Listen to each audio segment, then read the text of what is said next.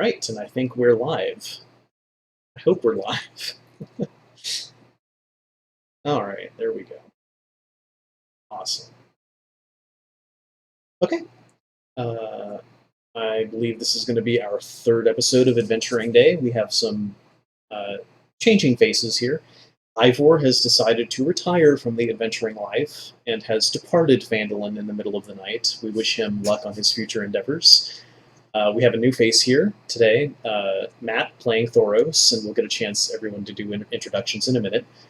Thunk will probably not be here today, but he'll be returning. He just had a scheduling conflict with work. And yeah, just also wanted to give a point of clarification from last episode. You can give your inspiration to other characters or other players, which is I was wrong last time, so that's just something to keep in mind. And also, Garen, you should have gotten inspiration from last episode for your antics as Garen. All right. And then let's go around and have everyone introduce themselves and their characters real briefly, and start with Lantis.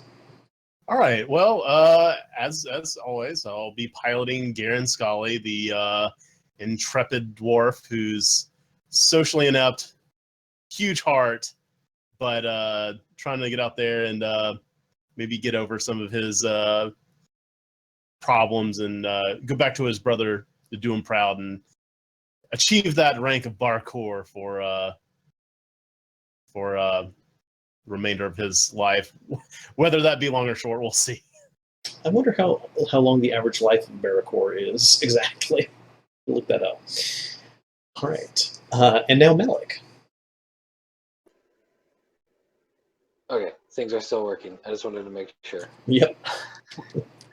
I will be Malik, the young lad, learning the world, little sorcerer, has a thing for lightning, just trying to make some money and maybe one day be a hero. He has to learn to have a spine and not be a little baby, but maybe one day. I think he's 17 years old, right? Yeah, I think I put down 17. And I think Garen is what, like 45. 45 for a dwarf. For a dwarf, that's quite young. That's children. All right, and then our new addition to the party, Thoros. I will be playing Thoros, your dashing rogue/bard that loves the limelight and the ladies. He's a duelist by trade, a man that was brought up on different boats as far as he can remember. He carries a couple rapiers that he's had for pretty much all his life. Dares not part with at any time. He's more of a lover than a fighter, but in order to win that fame and fortune that he really wants, he knows that at some point it's possible that he might have to draw blood, even though he's not a big fan of the sight of it. All right, awesome.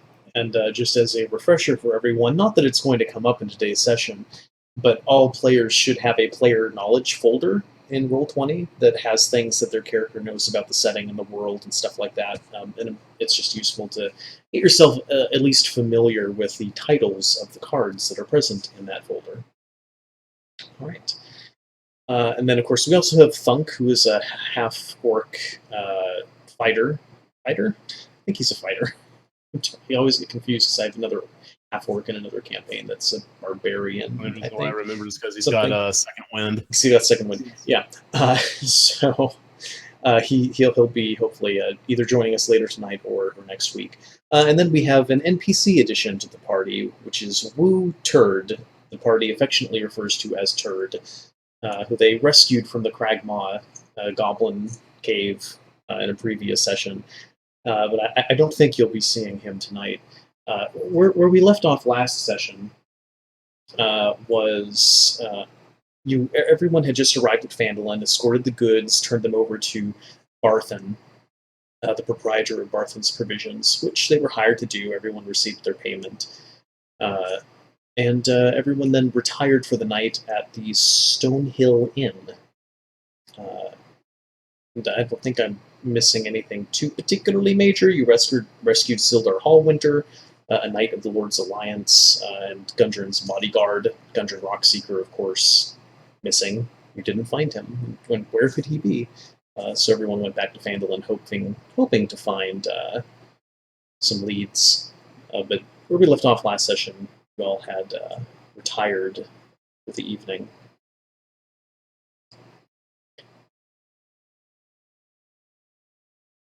And Garen, Malik, and Thoros. Of course, the party hasn't met Thoros yet, but Garen, Malik, and Thoros awaken rather groggy, almost as if you had been poisoned to the point of unconsciousness in a strange room. There's a table, a couple chairs, 4 beds, a candelabra, and some open book sitting on the table.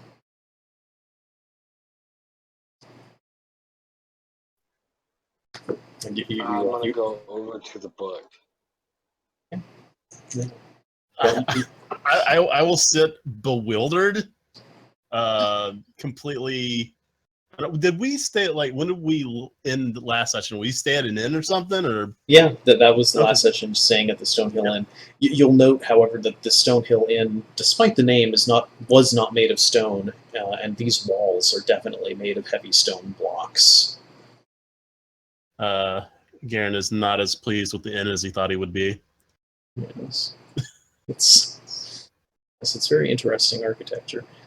Yeah. And let's see here. There is a book on the table. It appears to be. What languages do you know, Malik? Common, Elvish, Dwarf, Draconic, and one other that I don't remember off the top of my head. And Undercommon. And Undercommon. So most of the book seems to be complete gibberish, and there is exactly one section of the book that you can read, but oddly enough, it is written in every single language you know simultaneously. And it's in the chat. It reads, "I know the secrets are there, waiting to be stolen. With that knowledge, I can bring her back. And no need to stop there. I will soon be able to do anything I want. Gods be damned." Everything else in the book is gibberish.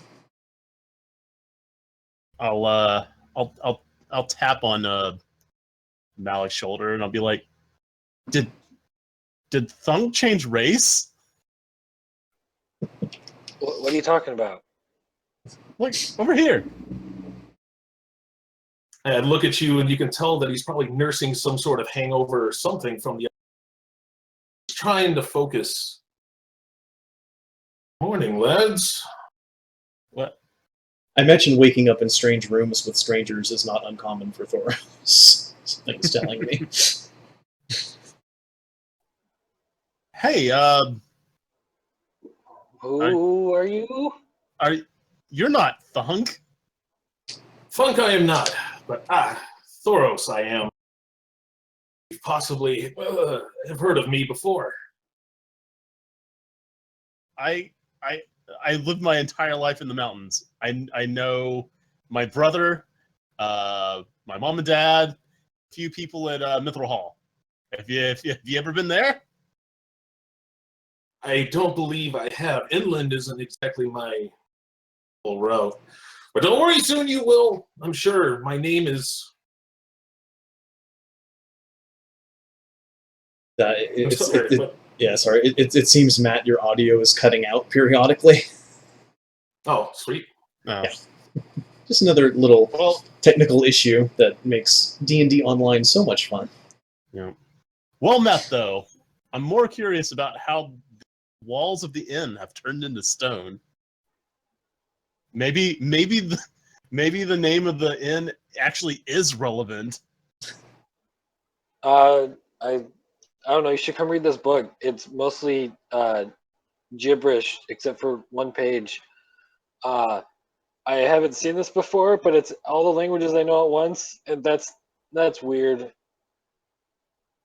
And if Garen looks at the book, it is mostly gibberish, but otherwise it is written in all the languages he knows simultaneously. Huh. Can I do some kind of check to see if this is like what this is? You can do an Arcana check.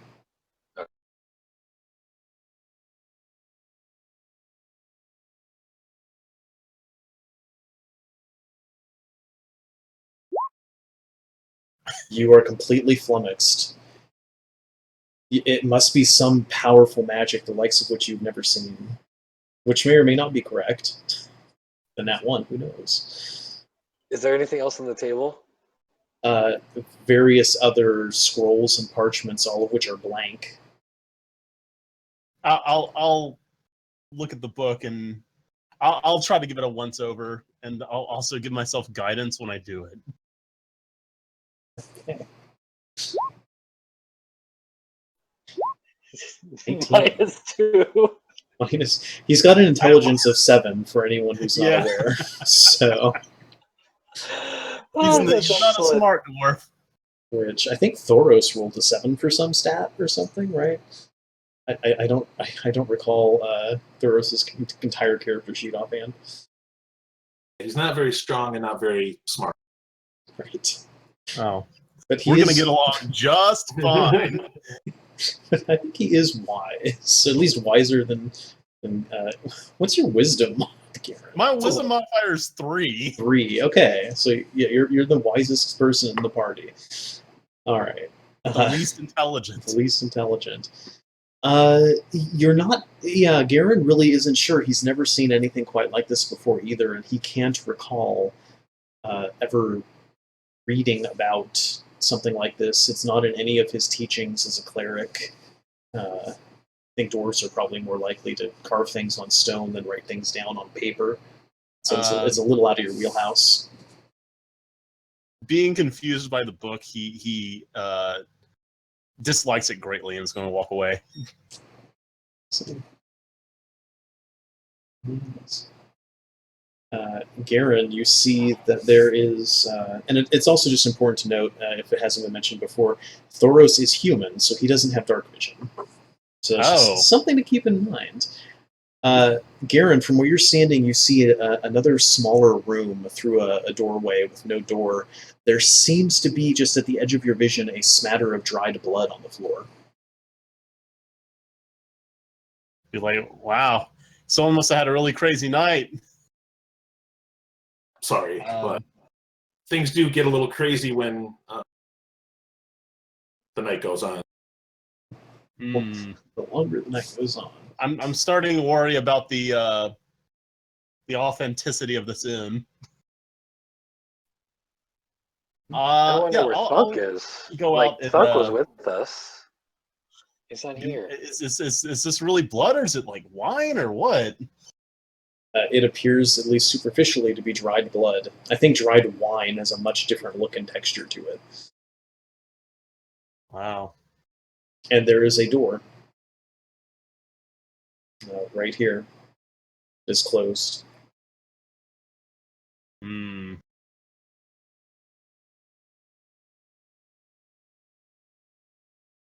I begin to grab up my effects and start putting them on if I strip myself down before bed. It's been known that I have passed out with my boots on, but every now and then I like to be comfortable. Sure. Yeah, and all of your effects are present with you. Well, if anything, we need to go try to find Thunk. He's supposed to be here. Not that I don't mind your company, Thoros.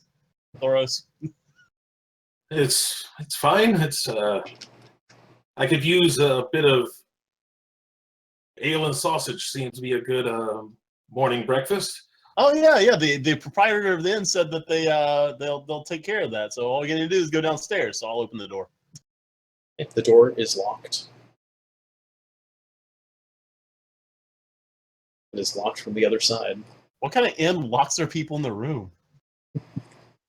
I have a feeling we're not at the same place we were when we went to bed.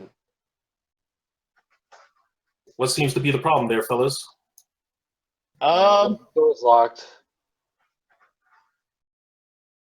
Garen is now befuddled with the new information that this might not be the inn that he slept in. Let's see here. I'm gonna go examine the door myself. Yeah. It appears to be a standard old door lock. Nothing particularly special about it. This is... Perhaps it was just an accident.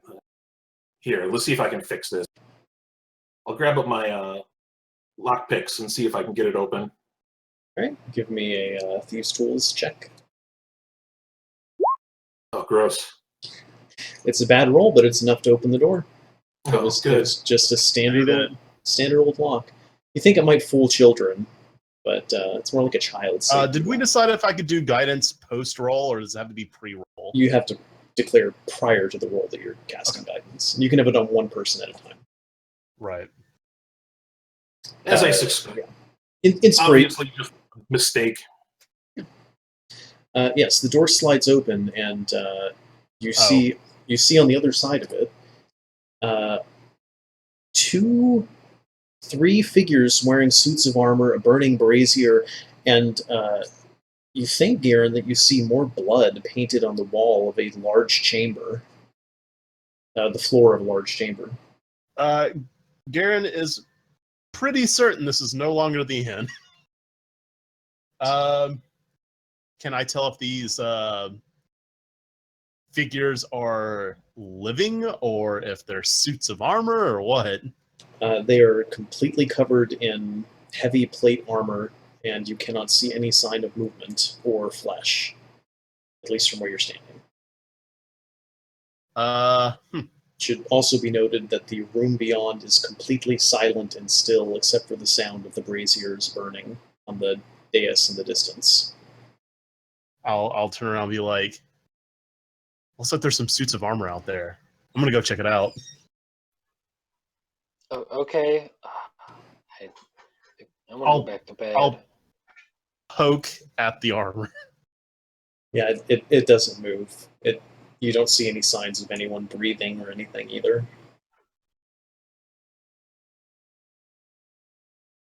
I will kind of like signal the guys, be like, okay, I think it's safe.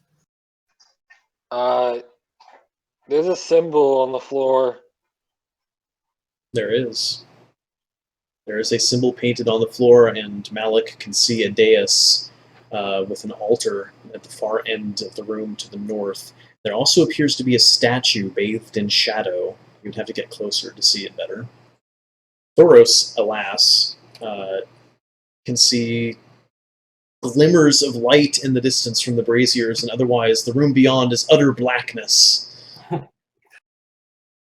Let's see here. I have something around here. This will work. I'm going to pull out one of my daggers and cast light on it. Very nice. And what is the distance for the light cantrip? I think is it 30 feet of light, and it dims after 10? I can never remember exactly. It might be 2020. 20, that could be 2020. Yep, 2020. 2020, great. All right, yes. Thoros' dagger begins emitting light. And now he has a better view of some things. He sees This I do not remember from last night. No, and he definitely doesn't remember. He sees Neither do I. There's 6 very wide, thick, heavy stone pillars set into the ground, and about 25-ish feet up or so, they appear to be holding up balconies to the left and to the right. There's an almost intangible, shimmering barrier along the edges of the balconies. There's also, once again, now Garen can see the statue of the figure bathed in shadow behind the 2 braziers and behind the altar draped in a blood-red cloth. I will encroach closer to the dais and the statue. Can I do some kind of roll for the symbol on the floor? Yeah, you can do an Arcana check. Can I aid him on that? Sure, you can do the... sorry, if you're proficient in Arcana, you can help him. I will also give Malik guidance. And also welcome, Vax. I'm glad you're able to make the stream. Very nice. 17. So this is clearly a summoning circle painted in blood. It's relatively old. Uh, this circle is used, Malik believes, to summon 3 specific individuals to a location. For what purpose, he does not know. Garam, quick, how many of us are here? Uh, 3. I think this was used to bring us here. Maybe. I don't know. It at least brought 3 people here, and there's 3 of us. Uh, this is weird. All right. Do I notice? Am I close enough to the statue to be able to make heads or tails of it? Yeah, so the statue depicts a skeletal figure wearing robes and armor wielding a scythe. Its deep, empty eye sockets almost seem to stare into your soul. It is clearly depicting a deity of some sort, based on the pose.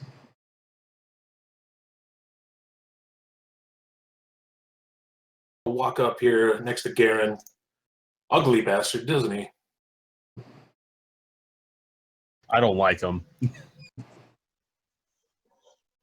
Does he look familiar? What about the altar here? Is there anything on it? There's a bolt of blood-red cloth that you think may have been white at one point in time. It is draped over the top of the altar. If you want to try to recognize the figure, then that would either be history or probably preferably religion check. I can do either. I am proficient in both. I can aid you with history. And I can give you guidance. Gorm will provide us with the information we need. Do I want the advantage with history, or do I want religion? Would it? Well, I can be only aid easier you in with history. religion? Would it be easier with religion? It does. So it would probably be easier if a cleric were to make a religion check than a sorcerer who's 17 years old to make a religion check. Well, Depending on Who's your read character's books all of his well, life. here's read the problem. books. Out of character, religion is an int-based check. which Garen is not good at. Because the religion classes are based on wisdom, but the check for religion is intelligence for some reason. Yeah. There You know what? Here, I'll just change the guidance over to myself, and I will roll religion. And All fingers right, then crossed. I'll help you with that, so you can have advantage. all right, I'll get advantage. And oh goodness, Good thing for the advantage. Now roll your guidance. yeah, I know, right? And here's the guidance. 15. That hits the threshold. This is this must be a depiction of Merkul, the god of the dead, lord of bones, who dwells in the bone castle. I will inform the party of this. Garen knows that Merkle never eats, sleeps, and is never surprised. He sees all and knows all within the realm of death. I am confident with my faith and that Gorm will protect us from him. It's all right, guys. We're good. Of course, you know Merkle swept Gorm's divine soul away when he died. None can escape Merkle's clutches in the end. Yeah, but even though Gorm's passing, I can still feel that he's here. You can still feel him in your heart. The Bone Castle. The Bone Castle. All right. Yes, it's clearly a statue of Merkle. All right. Although I think it's probably important to note that that although Merkle himself is not necessarily evil, his worshippers are almost exclusively evil. You would think he would be like, "Hey guys, it's cool that you're worshiping me, all. Just don't be a dick." All right, so Garen is curious if there's anything under the blood-soaked sheet. So, like with just his like index finger and thumb, he'll like and kind of drag it off. Beneath the bloodstained cloth is a dagger that is rather sharp and has many prongs and spikes, including in the hilt. So someone holding this dagger would have their own blood drip down the hilt. Garen is disgusted by this. It's kind of counterintuitive. Yes. It's a very Is it serious. magical? You could do an Arcana check on the dagger to see if it has magical properties.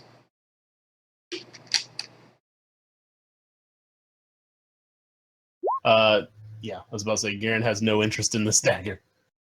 It doesn't appear to be magical. It just seems to have been crafted by someone who's especially sadistic, or perhaps masochistic. I'm just gonna leave that there. Well, there's stairs on either side or south. I'm not sure what to do now. This is. There Can I go back is. to sleep? Garen sees another door. So the room appears to be symmetrical, perfectly symmetrical. There is another door leading to the south. There's like a southern passage, which I'm pinging on the map if anyone can see it. And there also appear to be two staircases that lead up into another room to the left and right of the dais. All right, carefully walking around the bloody symbol, I'll let curiosity just kind of guide me kind of down here. I'm gonna You see more suits of armor held up against the pillars, and a doorway. What kind of armor is this made out of? Like what type of armor is this? This appears to be plate armor, which would be very expensive for decor. I think each suit of it is like 1,500 gold or something. Garen looks at the armor and looks at his chainmail he's wearing. Looks back at the armor. You would look dashing. So It'd make you harder to hit, probably. Alas, the plate armor is fitted for a human, not a dwarf. I should note that all of these statues are of human proportions. right. Garen will try anyways. While he's attempting this, I want to start doing an investigation on the suit of armor here. See if I can find any inscriptions or any sort of writing at all or anything. Sure. You can do an investigation check. I'm gonna check to see if this door's locked. It's probably armor that you, being a seafarer, have never really seen before, Thoros. I don't think they really wear too much heavy armor on like pirate ships and stuff. It's kind of dangerous. If you get swept overboard, you'll just sink to the bottom. Yeah, so you don't really know a whole lot. And sorry, what were you doing, Malik? I'm gonna check to see if this door's locked. Indeed, it is. This Yeah, one and seems tries- to be more securely locked than the other one. This is no child's lock. And Garen, as you're attempting to disassemble this suit of armor, you eventually realize that it appears to be made out of really cheap pig iron. It's costume armor. Garen is very disappointed by this and pushes over the statue. Yes. The statue. Ugh! The statue tumbles over, and you can hear the thundering reverberations echo throughout the entire manor. It then returns to silence. Was that Garen is necessary? then reminded of the time he tried to sneak into a cave and alerted pretty much everything in there and is like, sorry. It Yeah. Well, this door is locked, like much more locked than the other door. There's also the 2 stairs. Yes. Garen also would probably be able to see 2 very large double doors at the south end of the room as well. These are most likely the front entrance.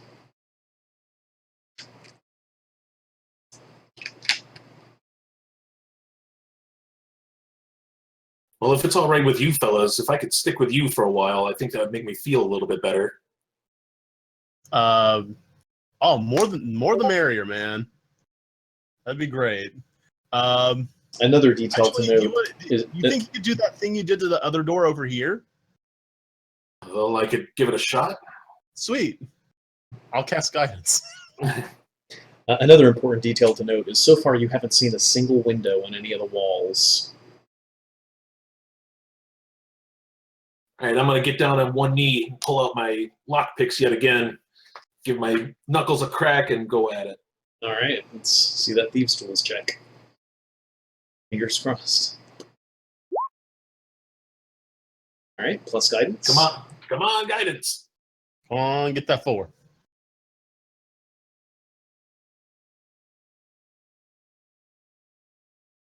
Oh, hey.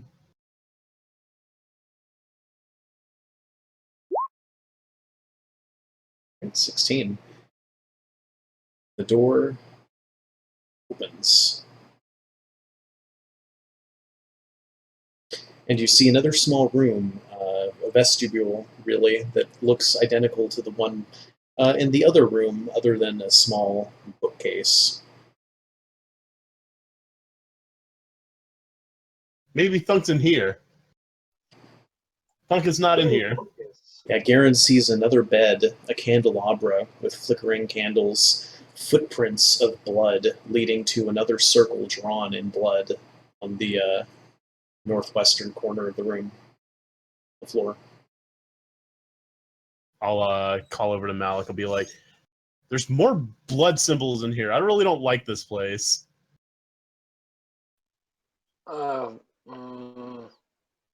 This place is grody.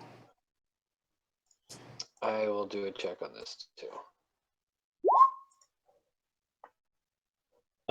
The symbol is a commonly featured one in many magical texts. It's a symbol that depicts an eye. You do note that the footprints stop just before the symbol, and there's no sign that they turned around or went in any other direction. They seem to have just disappeared before the circle. I'm going to do a quick scan of this. You said this is a bookshelf or something like that? Yes, yeah, there's a couple books on it. All right, I'm just going to do a quick scan, not a thorough investigation, but just kind of through them, see if anything of note kind of pops out. Yes. You see most of the books are either blank or filled with gibberish, but a single page catches your eye, and it reads as follows, written in every language that Thoros knows simultaneously.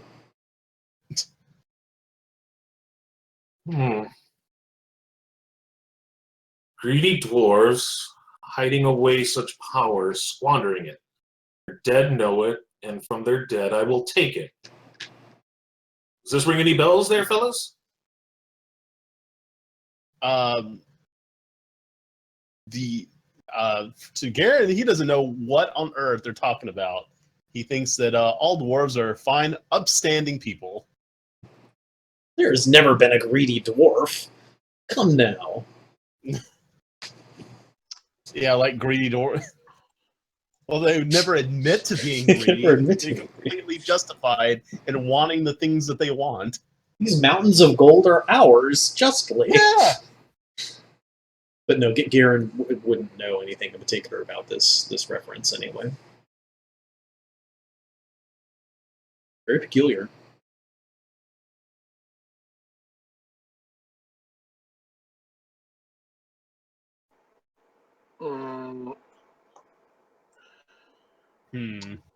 Well, I'm gonna go check the front door. Yeah, I was about to say, Garen's already bored. He's leaving this room. There's just books here. got time for books? Books. Not much of a reader, more of a picture looker. Oh yeah, absolutely. Books are amazing. The doors are made out of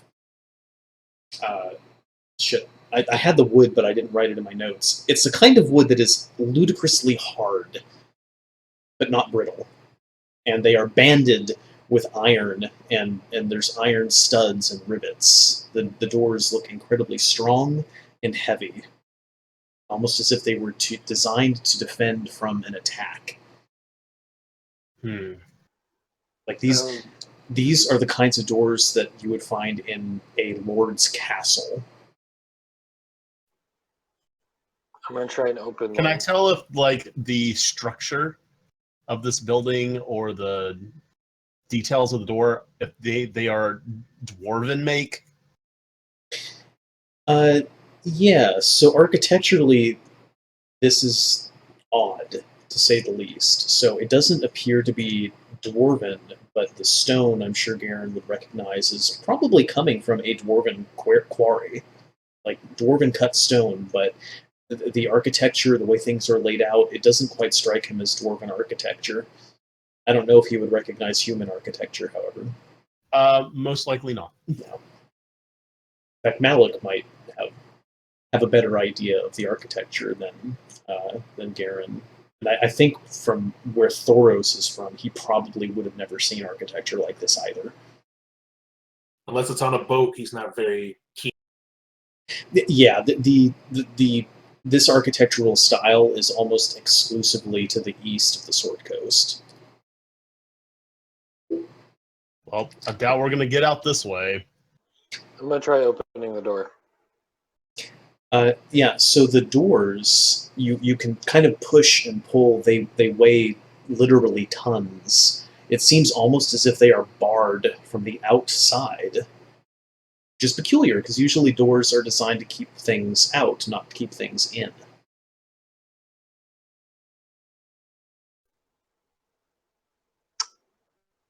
Oh, I was this only a little suspicious before. I'm now getting real suspicious. this floor feels like a bust. So Garen is going to make his way to one of the stairs. Left or right?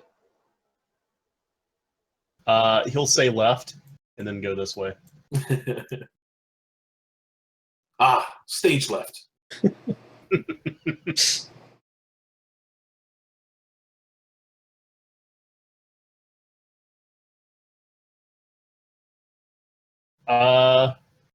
Garen can see a wooden table that appears to be piled with bread and biscuits. I'll look at Thoros and be like, "You said you wanted some breakfast, right? Well, we're in luck." Ooh, indeed. Danish. I would like to inspect the freshness of this food. Ooh, I go start eating.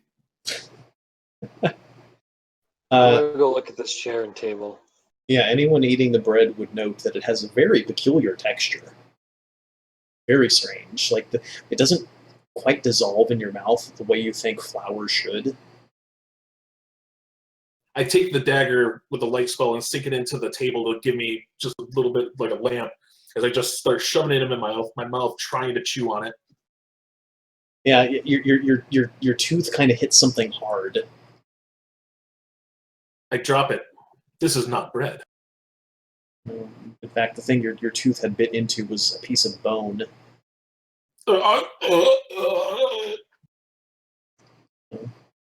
Garen has second thoughts about eating the food. So Malik, you're taking a look at that chair and table. See. So the chair and table has some kind of woodcarver's tools on it. There's a saw and like a pick and a little chisel that you might use to whittle wood and cut wood, but they're all smattered with blood. The chair, however, looks quite comfy. Next to the chair is a couple candelabras and another set of double doors. And another table. I'm gonna go look at the table. After scraping What's on this table? grab up the dagger out of the table. Okay. Uh,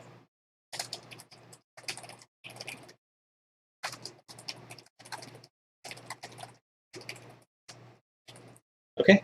On the table are various magical-looking implements, jars of mysterious pastes and unguents. There's also a single book sitting upon the table. Next to it, a child-sized skull and some bones. I'm gonna take a guess and say this book's gonna have a bunch of gibberish, except for one page. But What do you know? I'm gonna pick it up and read it and see. What do you know? In fact, it does. It says 37 are required. We need but 3 more. Teeth are optional. Better to pull them for more blood flow. This guy thinks he's funny. Yes. Is I don't that know who he is, but he's making dwarves look bad, so I'm not super happy with him. Yeah. is that a chest or a barrel?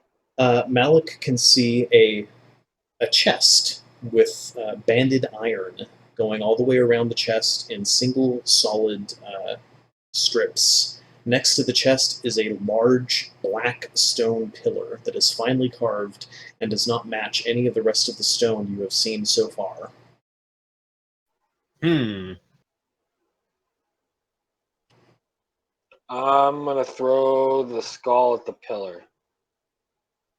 The child skull, this desecrated dead child. Yeah, the skull just bounces off the pillar and hits the ground with a sickening crack. I'm gonna grab something else and throw it at the chest. It impacts the chest and tumbles to the ground. Well, seems safe to me. I'm gonna go look at the chest. What are you throwing these things at? Oh. Now the Garros can get their Thoros can see them. And if Garen is trying to open those doors, once again they appear to be barred from the other side. Yeah. Give that a jostle. Oh wow, this monolith over here. Yeah. Is this dwarven make? You can do a history check for this one. Alright, Is I this will chest trapped? give myself guidance as I check this. And I will aid you. Garen, Aid might be a good thing. you're really. It's a good thing. You can re-roll that with advantage. Yeah, so just let me. Yeah. There you go. 16. Yeah, so Garen actually recognizes this stone. He's probably only ever heard about it, but the description that he's heard certainly matches this stone perfectly. It's something that he probably has never seen in person because it was mined out entirely, and no new deposits of this stone have been discovered since. But this appears to be Chardalin, which is an inherently magical black stone found deep in the Anauroch Desert that was mined by Garen's ancestors, the Delzoin, many, many centuries ago for the Netherese, Society of Human Wizards. The stone has the properties of absorbing magic. I will relate this information to the party. And I am also like awestruck by it as well. Incredibly rare. A stone of this size, this finely cut, would easily be worth more than 10,000 gold. By Gorm's beard. I've never seen this before. This is the first time I've seen in person a relic from my ancestors. Really? You say it's rare. I'm going to go ahead and go up. I want to take my glove off and feel the stone.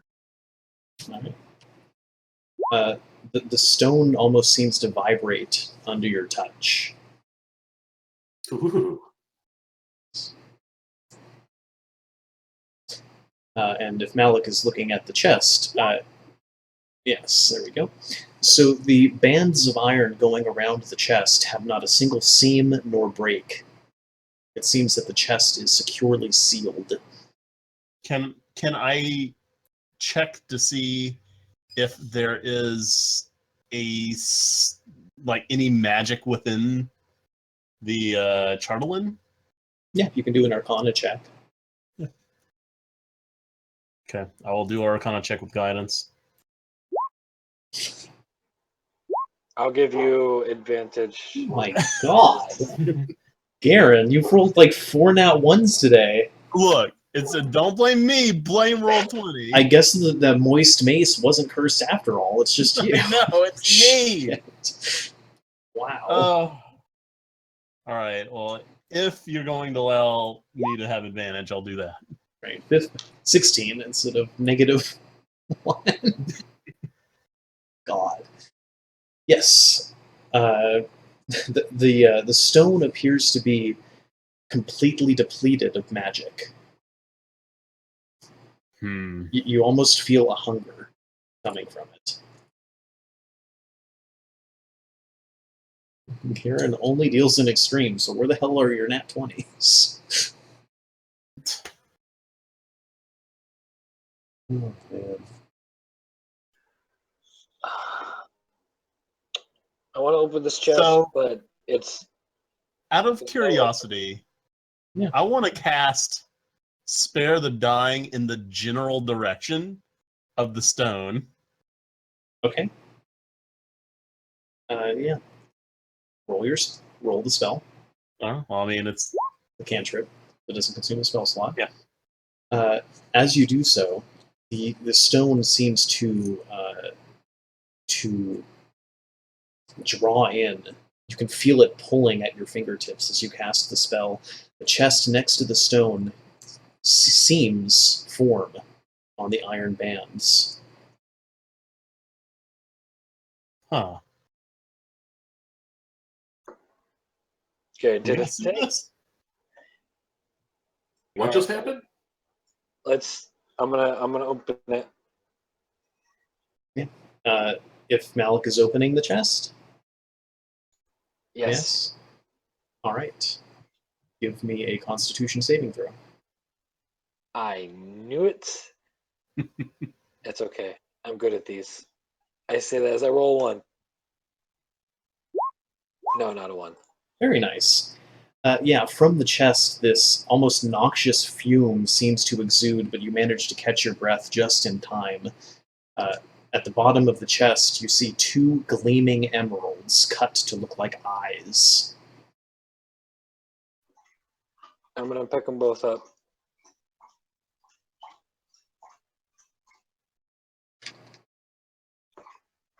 Do they feel like magical? They may have magical properties. Gemstones often do, especially when they're finely cut and engraved. You could do an Arcana check on them. What is it? What did you find?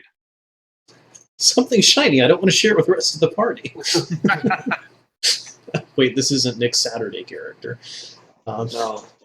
I'm gonna turn around and just sort of put them up to my eyes.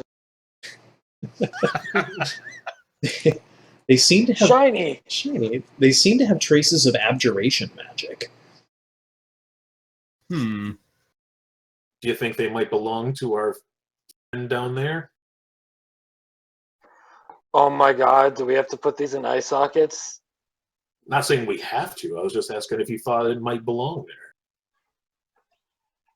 I've read about this before. I'm now really excited, and I'm gonna run down and see if I could. How tall was this statue? The statue's a good 10 feet tall. To follow them.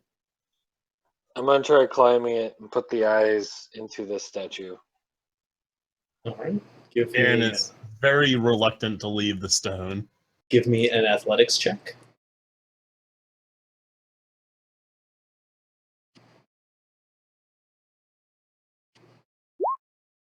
Okay. Yeah, you can climb up far enough into the stone where you can fit the gems into the eye sockets, and they fit perfectly. Placing both of them I in? don't know about this, guys. You're placing both of them in? Well, I'll put one in if it's a guys. I think this is right. The gem you put in begins to glow faintly. I also feel like if I put the other one in, something's going to happen. So be prepared. But I'm going to put the other one in. Okay.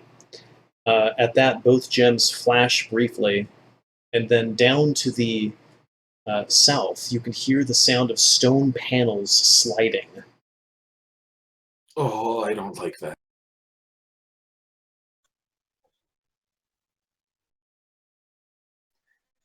Let's see what Malik can see. From where Malik is standing, if he turns around, he will note that right around this area, it seems where there was once a stone wall, a panel has slid away, revealing a staircase. And Garen, on the opposite side, can see likewise a panel has slid away, revealing another staircase on the other side of the room. I heard something. Thoros sees blackness. I see something. So it looks like we have somewhere else to go look.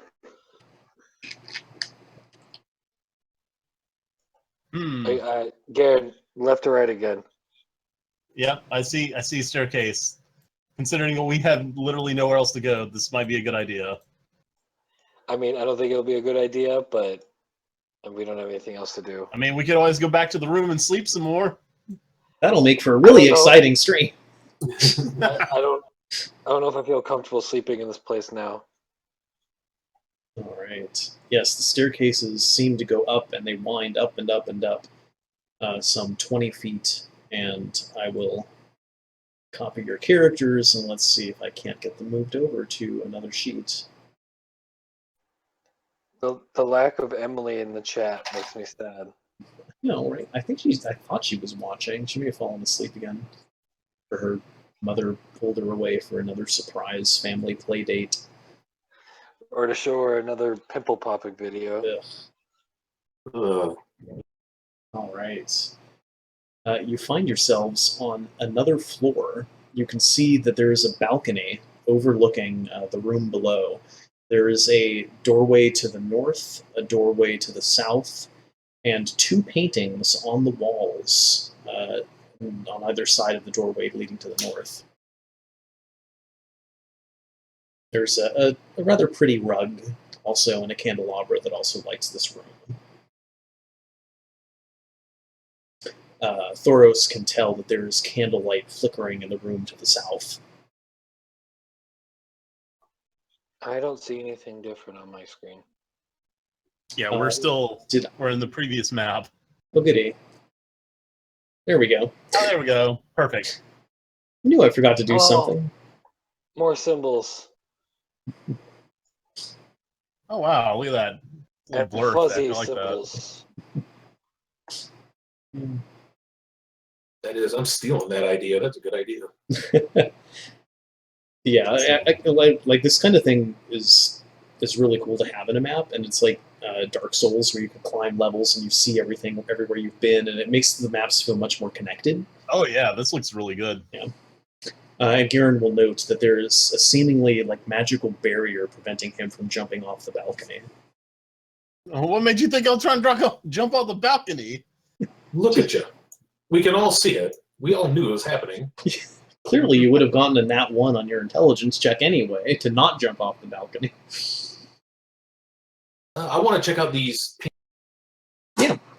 So the painting that you're standing in at a 17, you know not to jump off. So the painting, let me pull up my notes here. The first painting here, for some reason,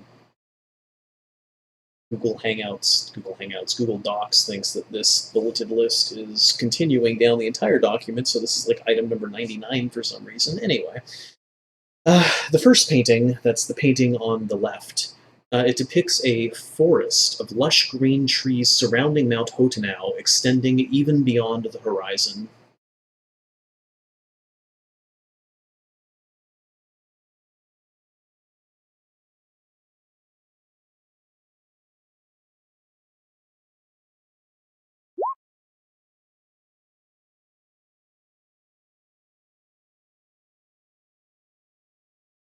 Our way over to the other one. Okay.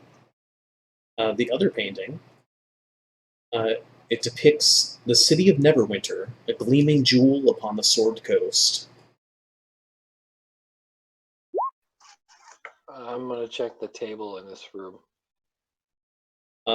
Yeah, so in the room below, there is a table with a single candle illuminating the room. There's also a large bed, several chairs, a map lies upon the table, as well as a book. What do I see out the window? If you look out the window, you can see a plane of infinite blackness punctuated by large green eyes watching your every movement. Aaron slowly steps away from the window. Yes. What's wrong there, Master Dwarf? Look like you've seen a ghost. Let's not go outside. I kind of like it in here, even with the blood.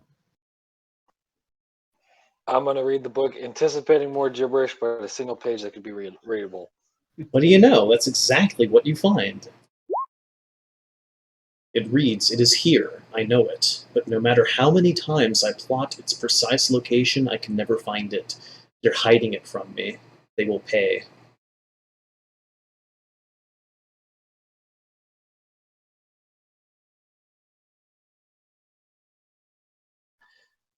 What's on the Question: map? Have all these books been written in the same script? Like if somebody was writing it, it all seems to be the same handwriting. Yes, these are the writing style is definitely that of some kind of noble person who has been trained in writing, but not something like a mass-produced book.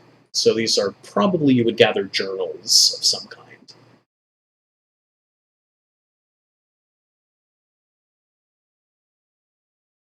Garen's gonna leave the room. He doesn't like the window. Okay. Does the map have anything useful on it? The map depicts the Sword Coast. You note that the city of Phandelver, or really more the village of Phandelver, is featured on the map.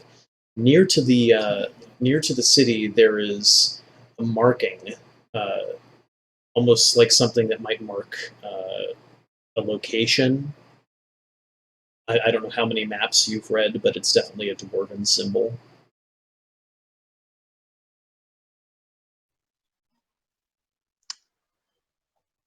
Okay. Nothing else on the table? Nothing of interest, unless you want to drink a cup of blood. No, I'm good. I'm gonna take the map though. Okay. I mean, it might help watch on that bone you were eating earlier. I'll pass. Thank you.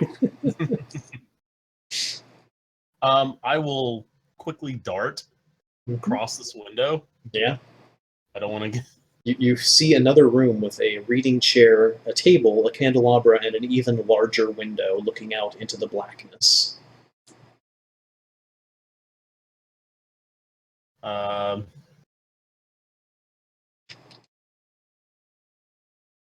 once again quickly dart across the window to avoid the gaze, all the eyes.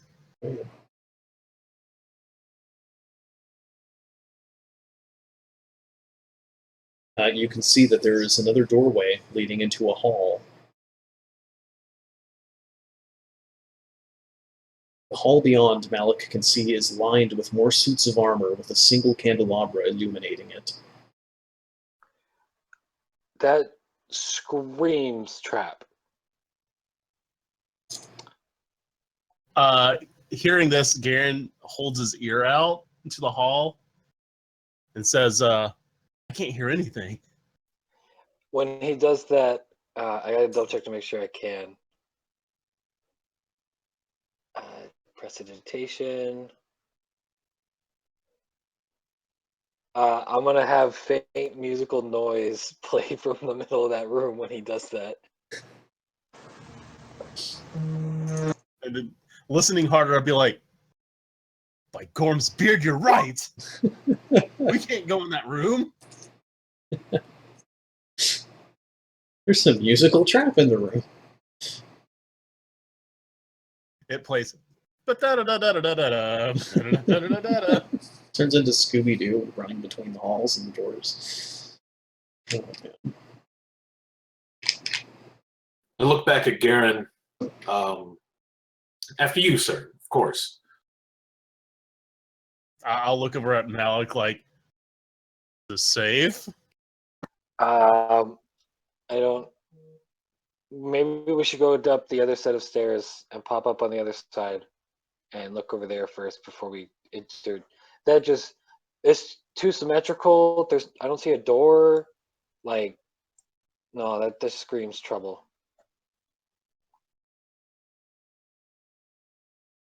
You know what? Garen I has mean, no reason if to you want to do it, argue if you want that. to do it, I'm not going to stop you. But I could hear it. It's trapped. You are You're correct. right. There is another open doorway at the end of the hall. There's flickering candlelight beyond. Well, we'll never know until we try it, right? And I'm going to dash across the hall. My way Right. through to the other. The suits of Oh. armor are utterly motionless as you pass through the hall. But I heard the trap. Maybe he's real good and didn't set anything off. Don't touch anything. I am amazing, but think anything is going to happen.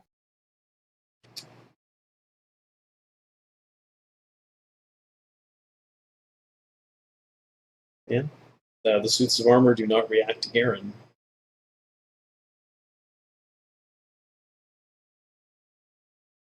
I try to go quietly through the hall, but the fact I'm wearing chainmail, it obviously isn't working. Just chink, chink, chink. Chink, chink, chink, chink.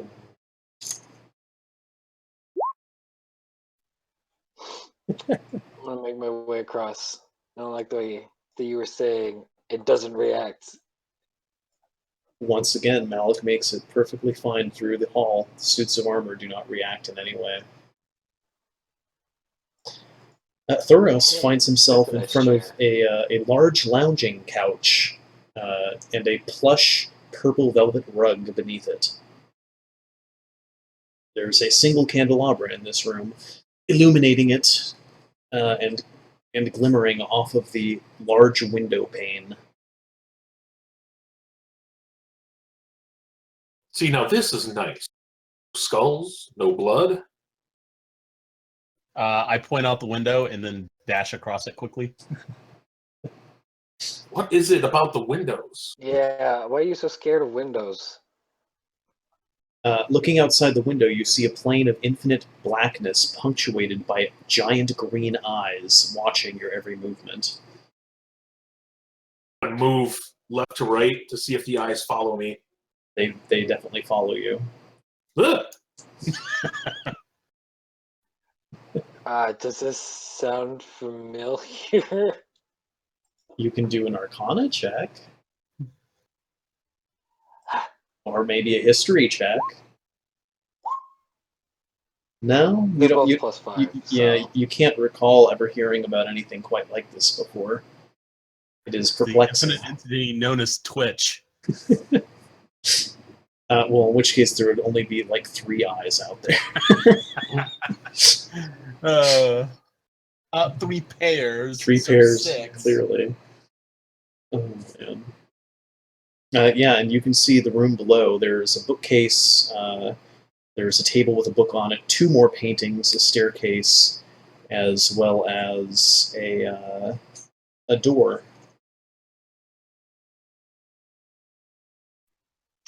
I'll go look at this table.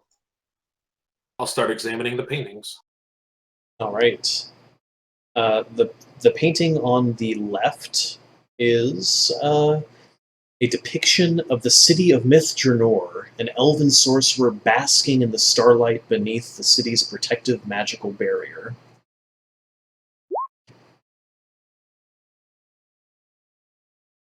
And if Malik is taking a look at the table, there just so happens to be a book on the table. Once again, filled with gibberish, except for a single passage that is readable.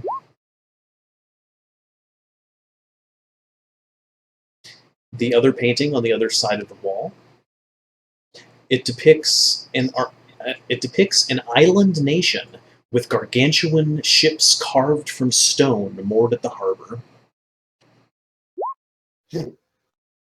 Ooh, looks like might be up my alley. I'm gonna do a history check. All right. I'm gonna check the other book out. Yeah, so let's see here. As a matter of fact, Thoros.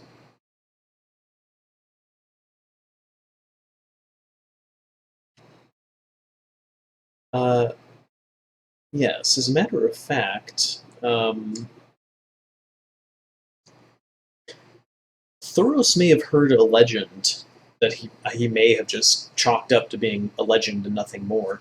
That the dwarves used to sail the trackless sea on giant ships carved from stone. In fact, that also kind of makes you think about another story you had heard once, which may or may not be in your player handouts folder.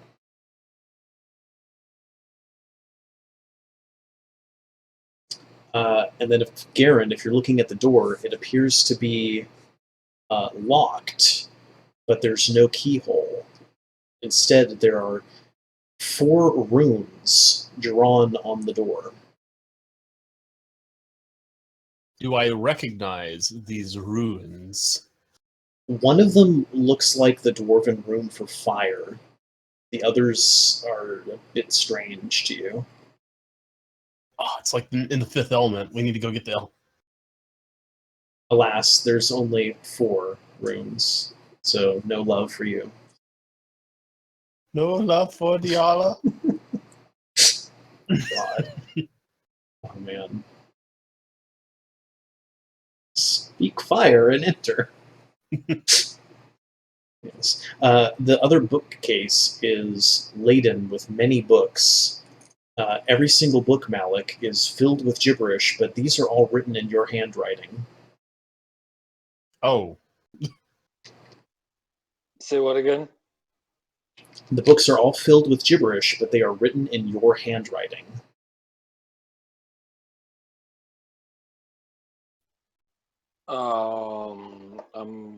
I'm gonna stop looking at the bookshelf. noticing his bewilderment, I'll look over at him too. They are likewise filled with gibberish and written in your handwriting, Garen.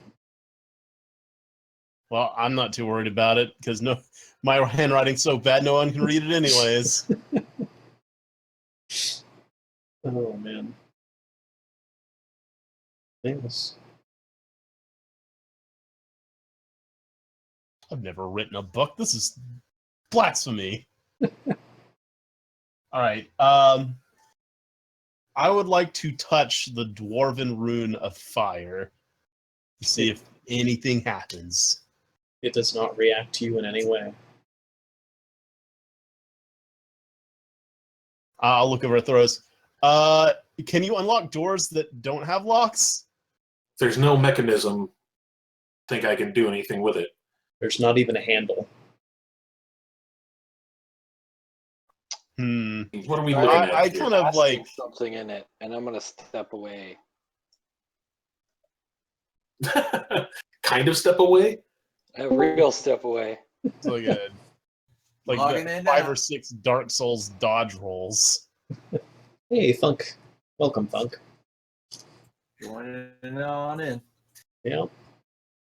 All right. Yeah.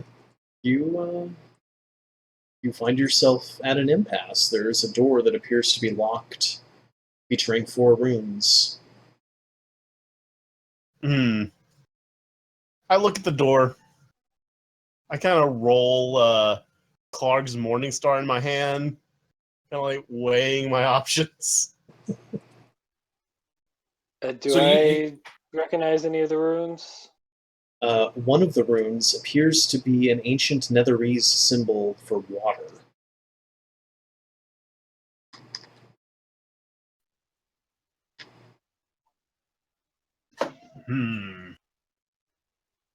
Water.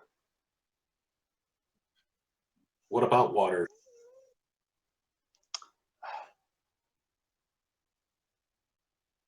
Well, one of those symbols says water. And another one says fire and dwarvish. What do the other two say?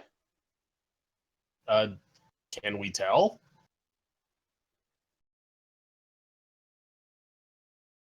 The other two, if Thoros is examining them,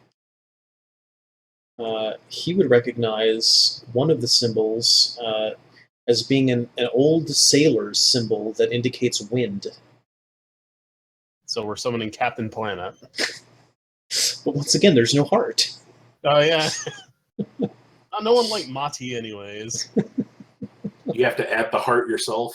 It's your own heart. You have to rip it out, mash it into the door. Which Right. probably would not be out of character with what you've seen in this dungeon so far. I've been sailing around port to port for a good long years. I'm going to do a history check if I've ever heard stories of something like Sure. I'm still waiting on the map to load. So, Funk, you're actually not present in this area, so that's probably why you don't see it.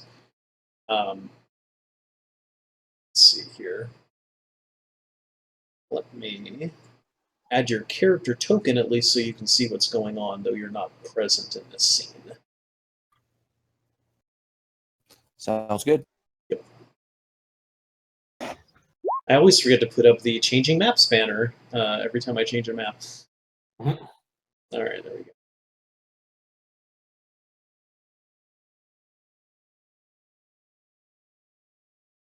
Okay, there we go. So Thunk's token is there, but he's not really there. Yeah, and so then with your history checks, you're not in. Yeah, the symbols don't really seem to mean it. They seem to be from different cultures, different times, different places.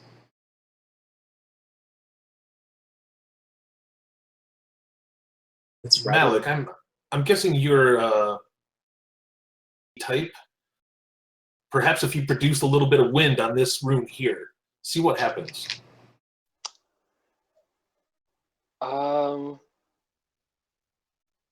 I can do a little puff of wind with prestidigitation.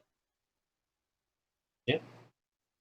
So I will do that and see what happens. Sure.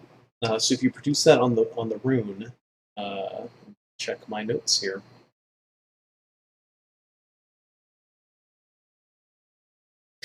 The rune does not react in any way to you, but you note that something kind of glimmers briefly behind you.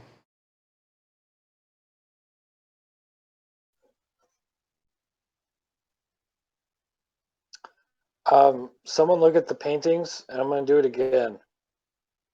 Oh, I'm on it. I'm going to do it again. Ever so briefly, the painting seems to glimmer. The painting specifically of Myth Dranor.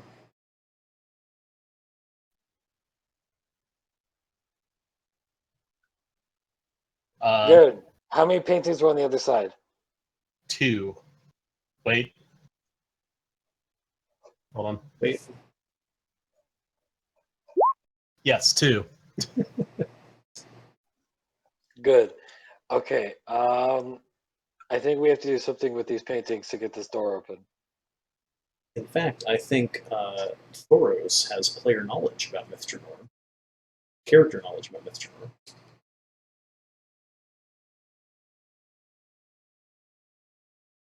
I do. Ooh. Well, you see, it said that the elven city of Myth Dranor was fierce winds, tearing away its magical barrier before the city of Shade launched its full assault upon this great city of the elves. Perhaps if we assault this city, as I point to the paint, maybe it'll react. Give it a try, Mallet. I'll be over here. Yeah. I will be over here and I will shoot a zappy zap at it. A puff of Just wind, give it a good another gust of wind. gust of wind You on want the me to do gust of wind? Okay, gust of wind. The painting changes its depiction. The elven sorcerer, his flesh is being ripped off by fierce winds. The magical barrier is cracking away and the city is destroyed. The rune on the door, if anyone is looking, disappears. I slowly look at Malik. Wow, that was good work. Rather gruesome. I want to go home. Well, I mean not home, but Okay. okay.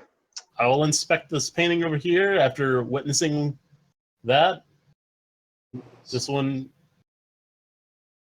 and having the previous description, I'm assuming it hasn't changed. No, the description has not changed. It appears to depict an island nation with gargantuan ships carved from stone moored at the harbor. Which, incidentally, is another thing that Thoros kind of recognizes. Well, I can verify for a fact that is the same kind of ship as the people that probably made that stone downstairs. Garen also recognizes those ships, definitely, from his Yeah, he history. does. It's probably the ships that the Delzone used to sail here. Can I take a candle off the candelabra? Sure. I'm gonna take it Can't- and I'm gonna hold it to the rune that said fire. And then look at any of the paintings and see if any of the paintings line up.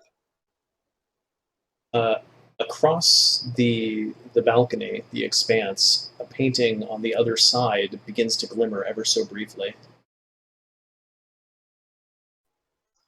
Okay, so That's- this one is over there. I notice it, and I'll be like, I got it, and I'll chain, I'll chunk, start making my way all the way across. Excited and completely forgetting about all the eyes in the windows. Just super excited to do this. Okay, I'll put it up again since he's over there, so he'll know which one to do it to. The painting of the mountain of Hotenau. Precisely. That is the painting that is glowing. All right, I will grab a candle off the candelabra and take it to.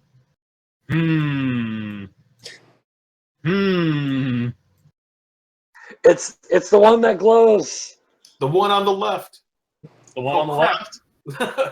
Oh crap, I shouldn't have said that. I'm going to thunderbolt in the corner where he should go.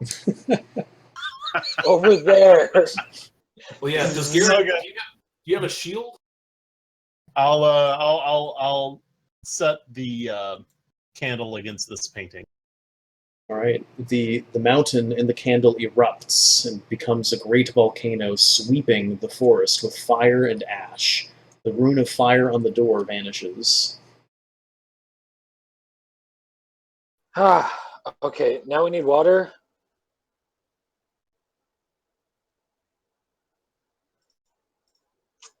Spit on it. I was Uh, thinking it. Would my I water wish I skin was have there. water in it? See, Thoros has figured out parts of the puzzle here. All these things Would have my water all these skin things have something in common. Water in it? Yeah, water skin would have water in it, unless you filled yours with wine like a certain character in the Saturday game. Is that the Wednesday game? Sounds more like a No. Wednesday game thing. I'm gonna splash a little on the water thing and then see which of the paintings light up. The painting depicting the island nation. I'm gonna glows walk up. briefly. Yeah, I'm already on my way to that one. There. Squirted all over the painting. Yes, the waves seem to retract from the island briefly and then sweep over the island in a giant tidal wave. The ships of stone are crushed upon the shores, and all the buildings are swept away, swallowed by Umberlee's fury. The water rune on the door vanishes. Do we still not know what this other one is? We don't, but what does... It's a painting of Never. A painting of Neverwinter. I think your audio cut out for a second there. Yeah, painting of Neverwinter. I'm gonna shocking grasp the other symbol, and I'm gonna look at the last painting and see if anything happens after I do that. Nothing happens.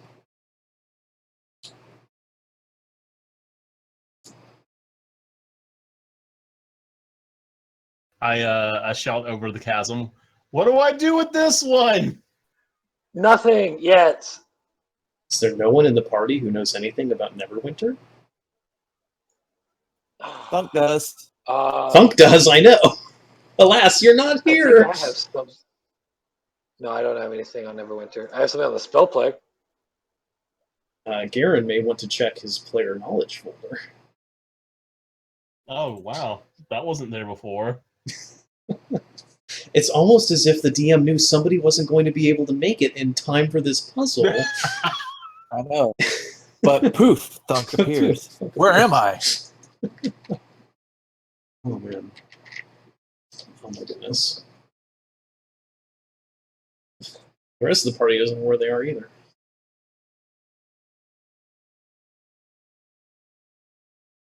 Okay, and what did the rune look like, or what did it? Nobody recognizes the rune.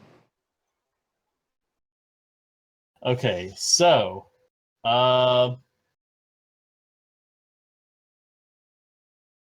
apparently during the spell plague, Neverwinter was completely overran from creatures from the Underdark, which I'm actually pretty familiar with. Was eventually sealed off high walls, but people still live there within the city. But it is not really that safe. That doesn't really. How did the creatures from the Underdark get there? Through a chasm in the ground. Interesting. Dirt. Tunneling through the earth. Yeah. Except for we're not. There's not really. Does anybody have any dirt on them? I will reach down on the ground. Hopefully this place is like really old and dirty, and kind of gather up some dust off the ground and throw it into the painting. Yes. Really get it in there. Just There appears to be an earthquake afflicting the city of Neverwinter. A great chasm opens up under one of the quarters, swallowing a portion of the city. Demons begin to run out and overrun it. The symbol of earth on the door disappears, and the door slides open. hearing that, I move my little tiny dwarf legs as fast as I can. Chunk, chunk, chunk, chunk, chunk.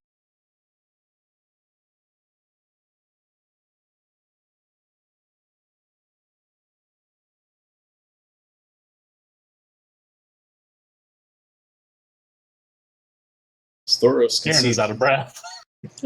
Thoros can see that there is a table with a book on it from where he is standing.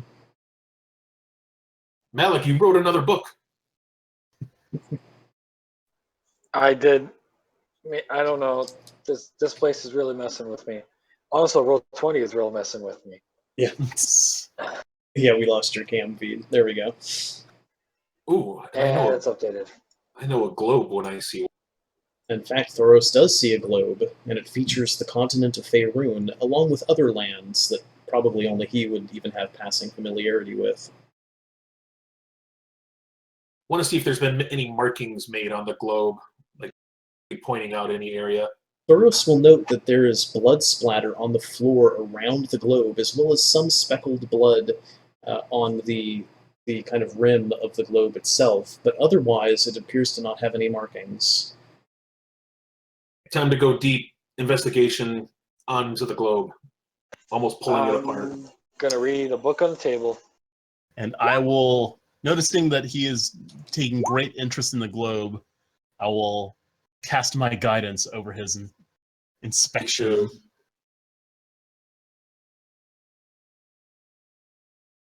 Give me that 4. Have the 2. Yeah, 9. Could get something.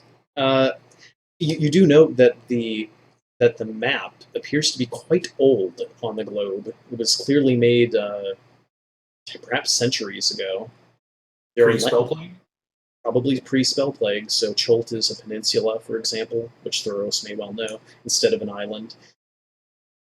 And also just to note, for anyone who has familiarity with Forgotten Realms setting, this world that the campaign does take place in borrows a lot from the Forgotten Realms, but it's not a 100%, like everything that Wizard says happened in 5th edition isn't necessarily the case. Like in my version, the chasm in Neverwinter is still there, not closed off, so it's, yeah.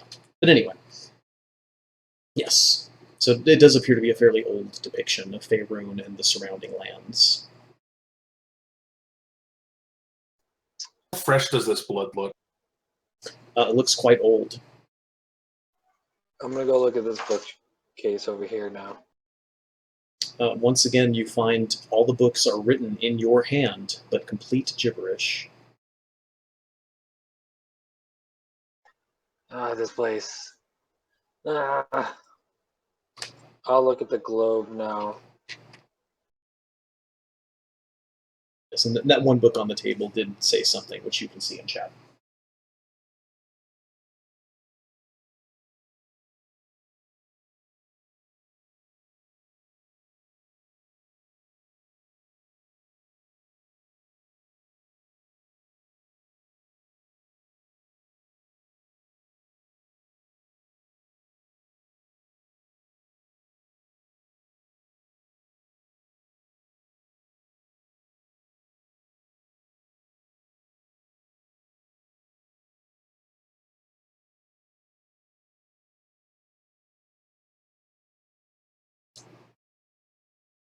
Imagine a D&D session with no combat, only puzzles. I would have I know felt that- left out anyways. Did you share with us what the book said? Yeah. Okay. Well, then I will. I'll move the globe so that Phandalin is at the top. I'll take my glove off yet again with my daggers, my lightsaber dagger out. Prick my finger and start drawing an eye. Yes, the blood vanishes into the globe, and you can hear the sound of shifting stones from the floor below you.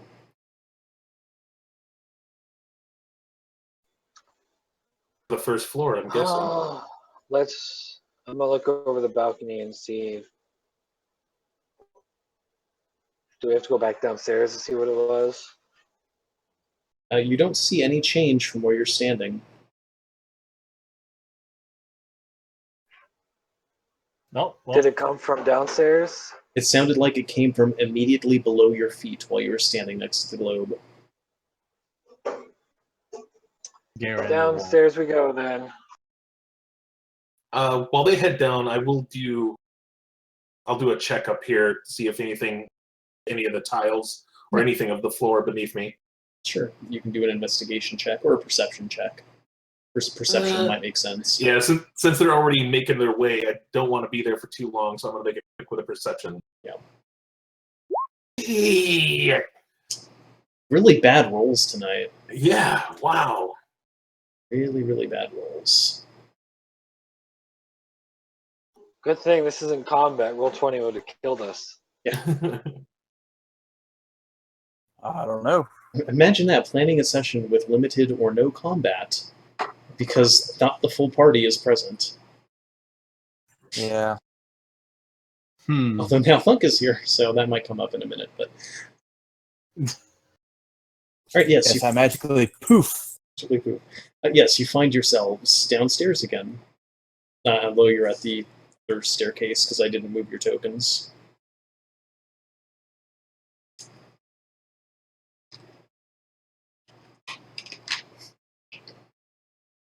Yes, the painting puzzle is the perfect opportunity for you for you to have done pocket sand, Lantis. I'm disappointed. I know. That's all my kind. Mm. You know what? Garen, while they're going down there, Garen has got to go back to this monolith of Chardalyn, right? Yep. Is there any like shards of it laying around? No, it is perfectly and beautifully cut. It's flawless in every way. Clearly, Oh, the work. Clearly, the work of a Delzuin master. He, if he were a lesser dwarf, he would try to get a shard of it, but he just can't bring himself to trying to chip a piece to take with him. As bad as he wants it.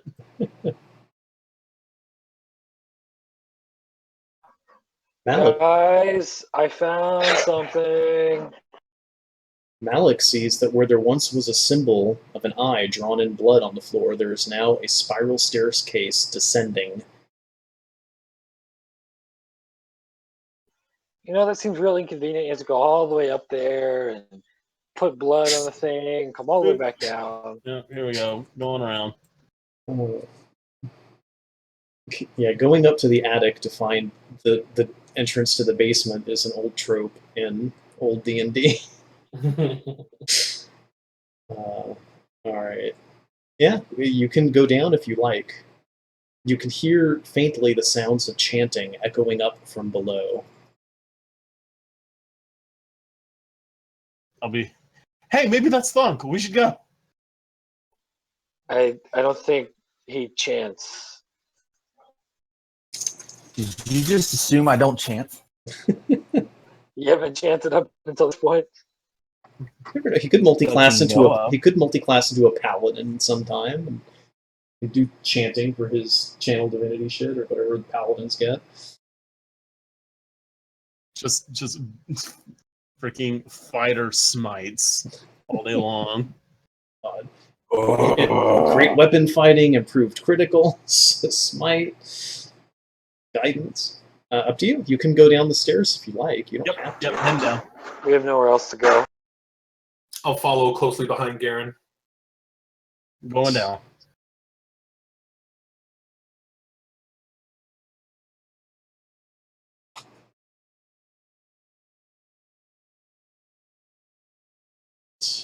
Now, let me see here. I think you're all present here now, right? If I remember to move the damn token thing. Yep. Awesome. You Thunk is see, with you in spirit. yeah, you see Chunk chained up against a wall. Chunk. You see Chunk, Funk chained up against a wall.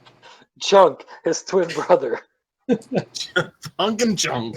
He appears to be unconscious. I told you I heard him.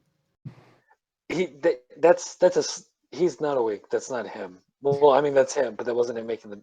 Just go wake him up. Somebody you know, I'm guessing.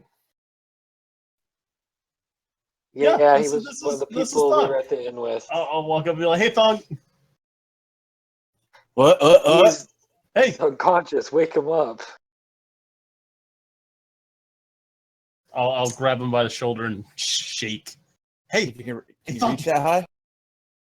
No. What? What in the bloody rabbit is going on around here? Where am I? I went to bed, and now I'm waking up here. Thunk has I no. thought Thunk has. the inn changed during our sleep, but apparently we're not in the inn anymore. Well, I can see that. Where are we? He's smart. As far as we know, an infinite plane of blackness with really big eyes watching us on the outside.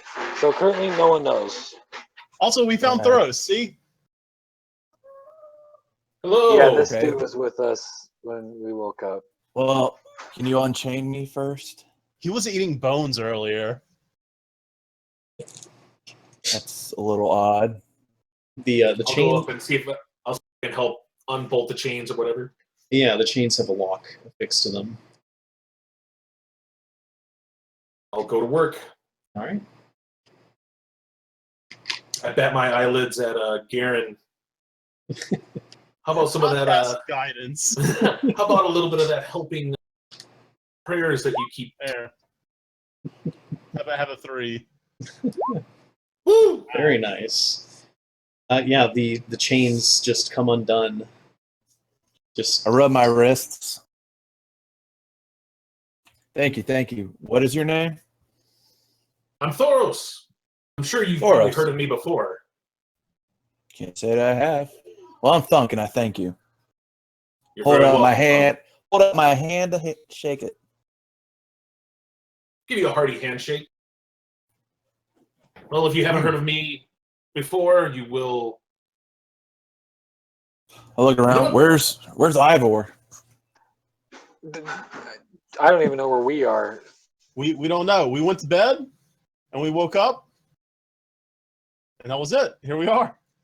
I thought Thoros was you for a minute there. Ah. I look Thunk up and down. Obviously. Yeah, they look nothing alike. Insanely different. oh goodness. Do I have all my gear? Yes, Yeah. all your gear is present. Oh, thank God I have my axe.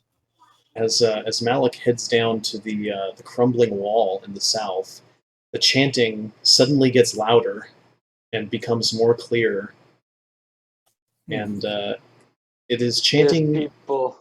Yeah, Malik can see quite a sight, and the chanting is in common, and it is as follows. Belsharoon, servant of Azuth, I beseech you, the final sacrifices have arrived. Let their blood bring forth miracle, that he may steal for me the knowledge of the Phandelver pact from the honored dwarven dead. Let not the keeper of secrets under the mountain obstruct you. Belsharoon. I noticed Turd didn't make it. I turn around and be like, hey, guys, apparently we're not the only ones here. There are sacrifices here. Maybe they know Garrett. those intruders from earlier. I'm pretty sure we are the sacrifices. I'm not a sacrifice. I'm a dwarf. Yes, you are. Yes, you are. Who is the keeper of secrets? It's the long ass chant facts.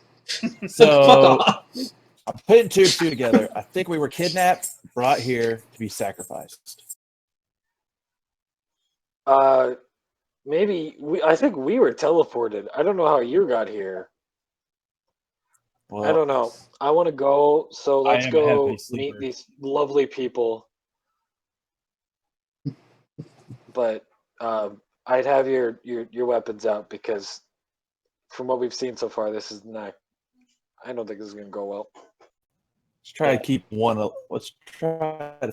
Yes, I would like to ask him a few questions myself. Garen sees that embedded into the stonework, after a certain distance into the cave, there is finely cut white marble, and at the floor, embedded in the marble, is a cut channel filled with blood. At the end of the channel, in a small bowl, is floating an eyeball. The blood is coursing down from a fountain of blood at the top of a dais, upon which stands a person holding a staff, magic coursing through one hand, and 2 other figures wearing rather gruesome masks of skulls and bones. They are all chanting. Incredibly short mantra. It's really catchy too. I could see this being a hit song. So we do have a bard in the party now. Maybe he'll set it to music. Really wish that half elf was here. He'd be really handy right now. Let's hopefully sneak up and get a few more see what else can. That would be convenient. Or Turd, because he has a bow as well. Turd. The last Turd is not I present. just hope he's not causing trouble.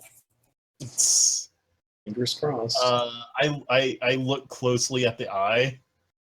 Is there anything? It swivels to look at you.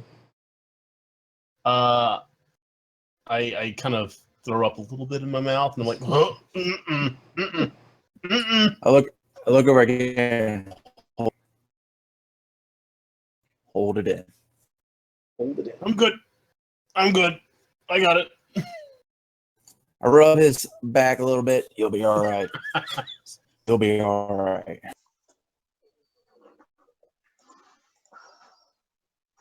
At this moment, I'm gonna spell the light spell on my dagger. All right. I do not throw up. I just kind of go, I've seen worse on the battlefield. But it was looking at me. It's just your imagination. Running away with me.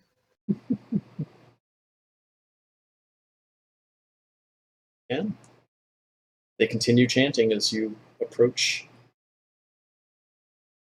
You can see piles of bones and blood on an upper level,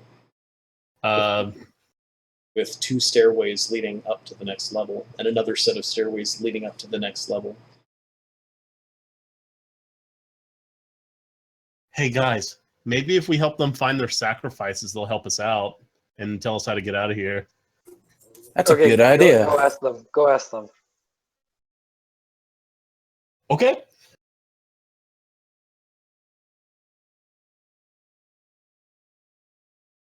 Gotta look over at Malik and like, really? Hello, friends. We all know how this is going to go down. I do, as I pull my rapiers. All right, everybody roll initiative. All right. I heard that you guys are looking for something, and we're trying to get out. Maybe we can help each other. Oh my goodness.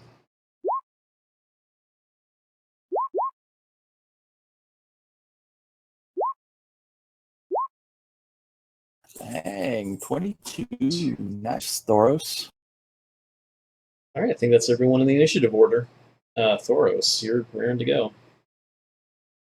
As I see Garen start making his way there, I make my way through to about here. As I start to call out to him, and I give him a nice little pep talk. I don't have my list of things I was going to say, but I do want to give him some bardic inspiration. So you got a D6 inspiration die. Sweet. All right. Is that a bonus action for bards? Yeah. Yep. Anything else you'd like to do? Nope, I'm going to stand here and actually I'll get into a defensive posture and here. Let's see. Take the dodge action. Yeah. Cool. That'll be turnover. All right, Garen. Seeing that none of these guys have done anything hostile yet whatsoever, he's still convinced that they are not hostile. And take another step up. He goes, or right out here where he can pretty much see all 3 of them, and be like, "Excuse me, we're trying to find our way out. Can you help us?" One of the acolytes wearing a bone mask turns to you and says, "Yes, we will help you find your way out of this life." I turn around and shout to everybody else, "They're here to help!" That's my turn. I will ready. How about this? I'll ready an action that if they do something aggressive towards me, I'll reply by shooting a bolt at them. How about that? Okay. All right, Funk. Seeing Garen and hearing Garen, I just thought I catch up to him. Yes, I also have a few questions that my friend failed to ask. Where are we, and how did we get here? The other acolyte in bones responds, "The manor of Lord Tressendar of Phandelver, and here ever you shall remain." I don't want to stay here. Frankly, the decor is, yeah. It really is hideous decor. Except for the finely carved stone pillar. That's very pretty. All right. Anything else you would like to do? I look back over at Thor's. All right, let's see what you're made of. And I get in a posture ready to attack. All right, Alec.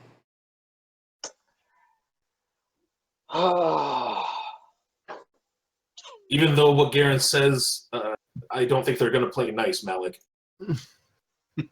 No. I don't know. Yeah, we'll see how it goes. I'm gonna cast Sleep to try and hit these three guys. All right. All right. Lord Tressendar sweeps his staff aside, and your sleep spell fails. Oh. God damn it! Counterspell T. We're too low level for this. God damn counterspells. Dang casters. If only you Well- had counterspell, you could have counterspelled his counterspell like you did in the Saturday game. But Then he could And then our counterspell fight his would go on counterspell. for 4 hours. oh man. Uh, All okay, right. well, I guess I'll use my bonus action to eat up my sorcery points so I get my spell slot back. All right. Alrighty. Let's take a look here. All right. Thunk, give me a wisdom saving throw, please.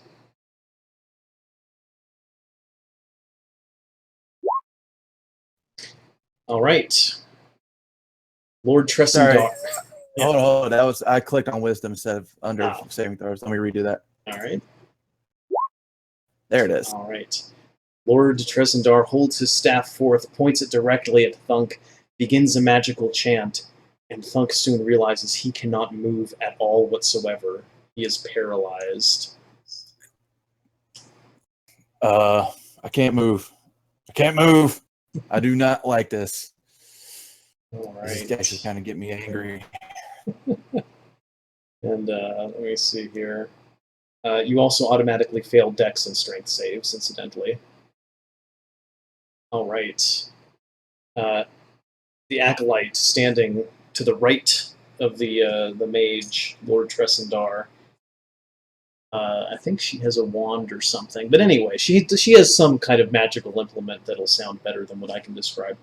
And casts Sacred Flame at Thunk. He automatically fails since it's a Dex save and takes 6 damage. Ow. Alright, another acolyte steps out from behind a corner, casts Sacred Flame at Thunk. Auto-fail the Dex save, you take 1 damage. The acolyte then steps back behind the corner. The acolyte to the left of Lord Tressendar casts Sacred Flame at Thunk. Auto-fail the Dex save for 2 damage. Another acolyte steps out from behind a corner, casts Sacred Flame at Thunk. Auto-fail the Dex save for 3 damage. The acolyte then steps back behind the corner. Thunk is now below half health. Thoros.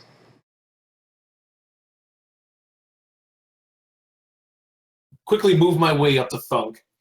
As again, kind of sing a sea shanty as I make my way up. And I place my hand on his back as I will cast Heroism on him. Very nice. Nice. And what's your spellcasting ability modifier? It should be 13. 13. So your modifier is Oh, the modifier. Yeah. 3. Dang. 3. Okay. Yeah. So you'll get 3 temporary hit points at the start of your next turn, Thunk. Yeah, it looks like a regen each turn, huh? Yeah. Very nice. You're also immune to fear, which is good too, because someone may or may not have the cause fear spell. All right. Very nice. All right. Any other movement you'd like to do, Thoros? That's it. Just taking one more step over, and then Beautiful. All right, Garen. Seeing Thunk take excessive amount of damage, Garen now realizes these guys aren't here to help at all. Shoot the dude with the staff. Garen would like to cast Cure Wounds on Thunk. Okay. Level 1. Nice. Beautiful.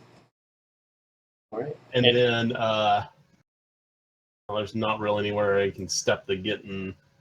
I'll step right here to try to get in the way of future projectiles. All right. Thunk, you gain 3 temporary hit points.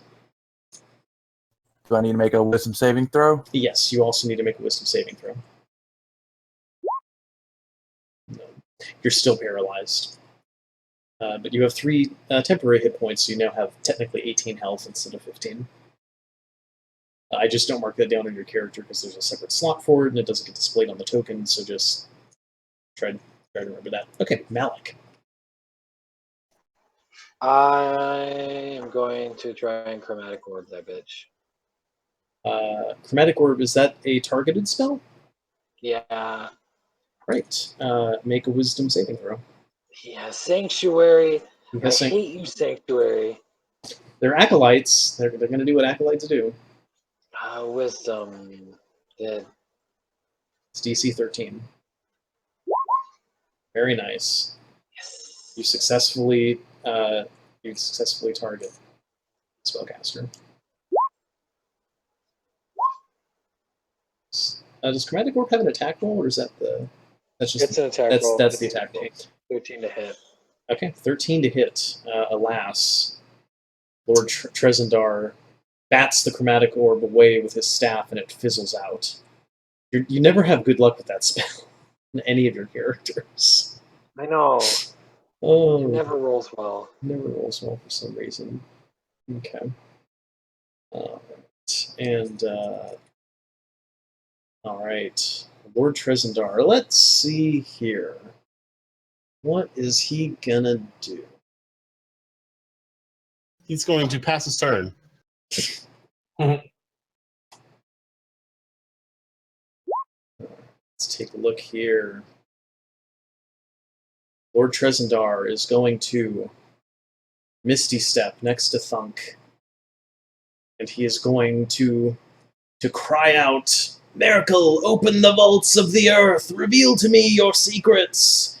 The entire cavern shakes. Stones begin to fall from the ceiling.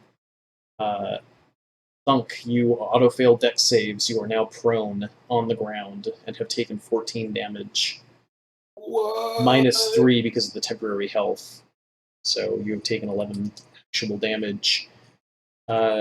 Garen, give me a dexterity saving throw.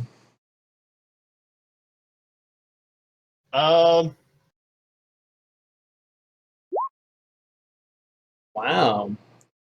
Very nice. Very stout dwarf. Very nice. That's excellent. Take a look here.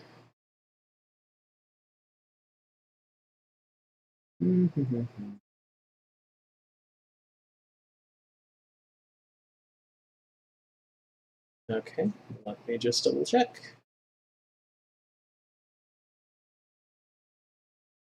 All right. Yeah, you managed to stand your ground and do not take any damage at all. Oh, great. It's very nice. It's actually not one of those half damage saves, which is interesting. Yeah.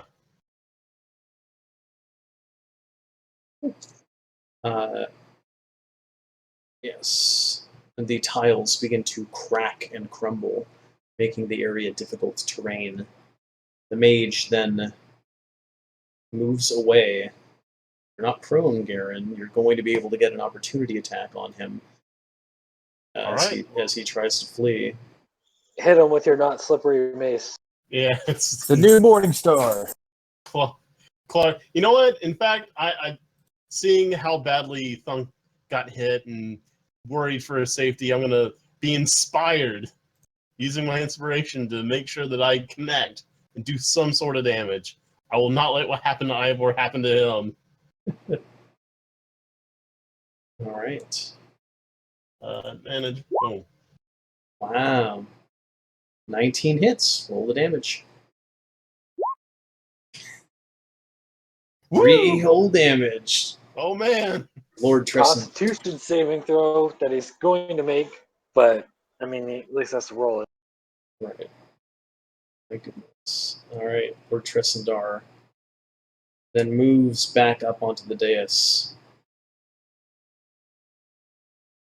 Alright. Actually, he can't move that far because it's difficult terrain, so he can only move that far. Alright. Acolyte. This acolyte here. Did he do a concentration check? Sorry, for who? Oh, yeah, for him? Yeah, that's right. He has to do a constitution save. Let's take a look and see. Yeah, Thunk is still paralyzed. Damn it. Alas. Alright, this acolyte here once again calls down a sacred flame upon Thunk for 7 damage, making Thunk unconscious. I'm out. Right. This acolyte here does something, and a shimmering barrier appears once again over Lord Tressendar. This acolyte here. What is this acolyte going to do? Lay down its weapon and give up. This acolyte here is going to Sacred Flame Garen. Make a dex save.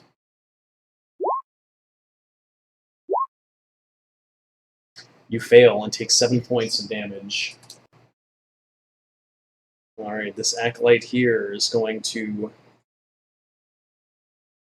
do something, and a shimmering barrier appears over the acolyte to the left. Alright, Thoros. Oh, was my relentless endurance still kicking? You'll come back up at 1 health. Yes. Okay. Right. Let's see. 10. 30. I move up as I stash one of my rapiers and pull out a dagger almost simultaneously as I whip it at the crazy mage in front of me. All right. Crap. You're going to have to make a Wisdom saving throw first if you're targeting the mage. Hey, you succeed. All right. Yeah. Alas, Lord Tressendar just knocks your dagger out of the air with his staff. Oh boy. Then in a nice cheery tune, I just say, "Thunk, we could use your help." So I give him a little healing word. Very nice. That is plus 4 health, as I recall. The Roll20 compendium thing is kind of messed up, so it rolls 2 things for some reason. But anyway, all right, Garen.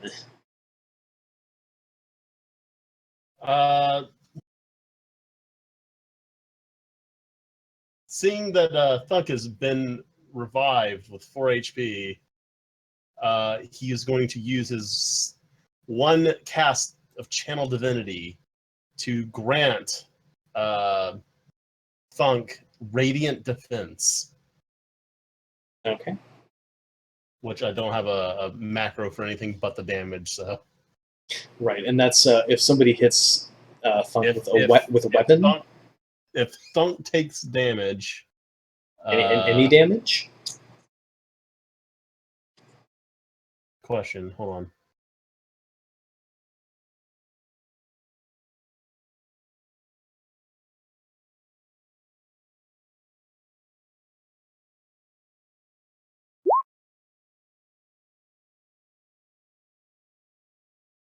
Yes, any attack. Okay. Very nice. All right. Anything else you'd like to do? I am going to. I'm gonna just get up in this dude's grill. All right. Right. I'm gonna engage. Okay. Thunk. Now, since I was kind of knocked out and kind of brought back too, does the spell still on me? Once you go down to 0, I believe heroism breaks. No, I'm talking about the paralyzation. Oh, the paralyzation? No. So it's not on me anymore. Correct. You are no longer paralyzed. Oh. It breaks all positive spells, but as a consequence, it also breaks negative spells as well. So. Okay. Well, first off, I'm going to do second wind. There you go. That's my bonus action. So I got to roll 1d10 Uh, plus fighter level. All right. there's something for 12. 1d10 plus 2. Come on, get that 12.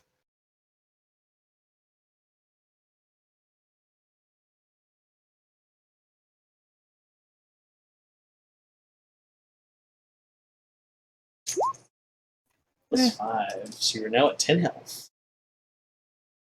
All right. Going to run up on this guy. Okay. And swing. Throw a fireball at me, will you? 17 hits, and you slay the cultist. He falls down dead, blood spilling into the trough. Uh-oh. All right, Malik. Unless you want to move Thunk.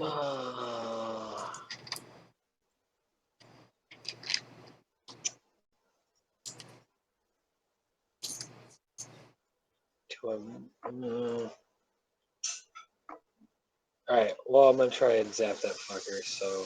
Wisdom. Nope. Gotta pick another So, target. I will zap that asshole. All right. 23 hits. 4 damage. Very nice. All right. Anything else you'd like to do? No, that'll be it. Great. Now, Lord Trezendar is going to move over here, going around the pillar, and he will once again raise his staff and say, Miracle, open the vaults of the earth! All right, Thoros and Garen make dex saving throws. All right. Oof. Thoros, you manage to hold your ground, but Garen, you fall prone, and you take 14 damage Jeez. as the earth shakes beneath you and the stones of the floor begin to shatter, making more difficult terrain. Right. This acolyte is going to, let's see here.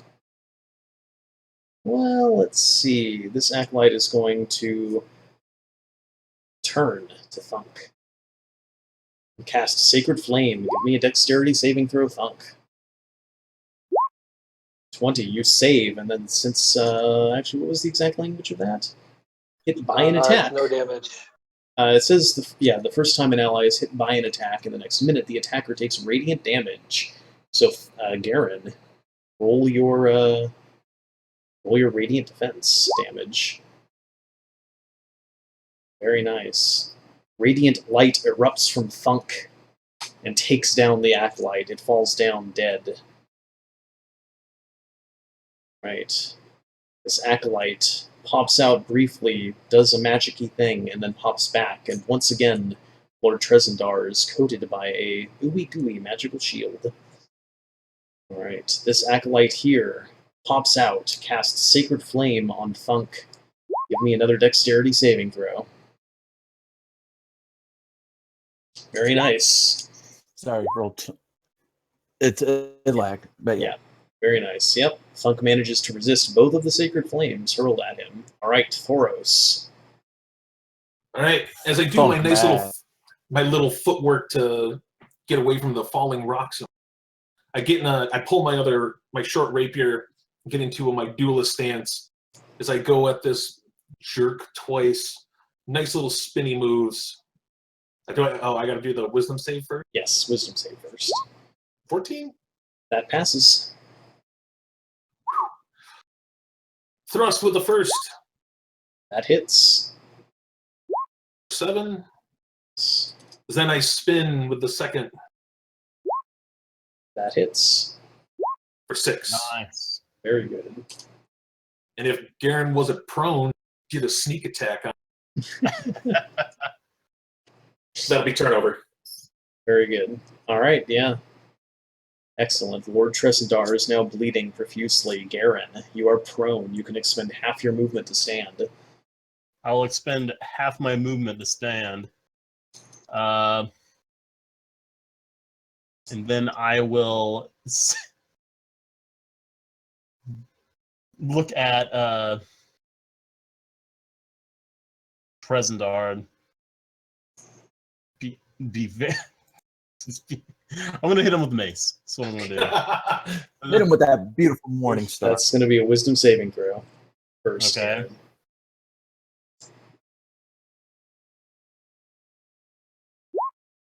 Nice, you succeed. All right. That hits. All right. Here comes another 3 damage. 7. Ooh. Wow, Lord Tresendar now looks severely weakened. Right. Thunk. All right. Seeing this guy do something, Thunk's still mad at him for throwing a fireball and popping back in his little hidey hole. Run up on him. Can't hide from me. And swing. Ooh. That hits. Oh, well, he takes 13 damage. I was about to say the streak was going to end. Yeah, the acolyte falls down dead, blood spilling onto this white marble. All right, anything else you'd like to do, Thunk? That was probably all my movement, so I can't move anymore. All right. Now it is time for Lord Tresendar once again to raise his staff No, into it's the not. air. Bye, guys. Oh, it's Right. Malik. I skipped Malik's turn. Malik. And he doesn't have sanctuary anymore. No, he doesn't. How Thunk- bad does he Thunk- look? He looks certainly bloodied.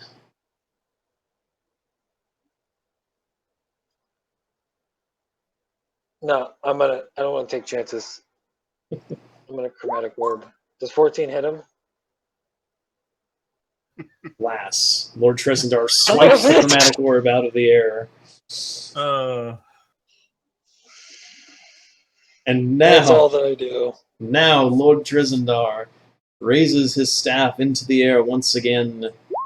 Give me dexterity saving throws, Thoros and Garen. Garen, alas, you take 11 damage, and you are now unconscious.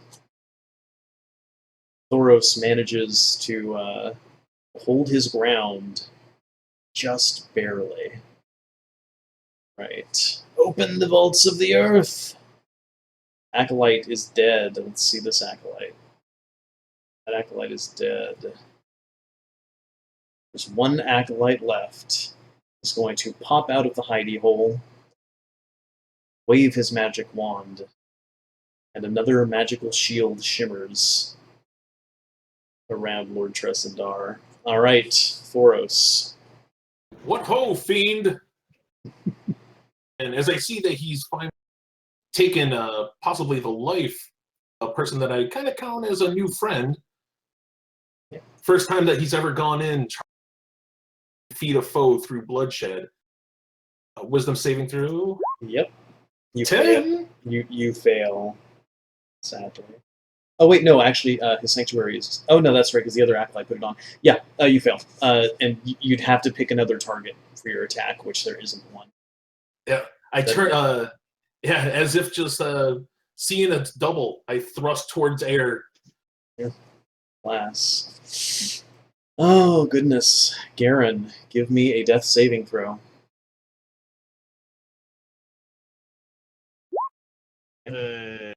Thunk. Now, to get over across to the other guy, I would have to use dash, like double movement.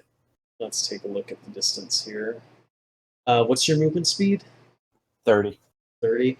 Yeah, you'd have to go down like the 5-foot platform, and that'll eat up some of your movement. So you would have to dash to get within striking range of him. Jump. You could I jump. could jump. You could Yeah. jump as an action.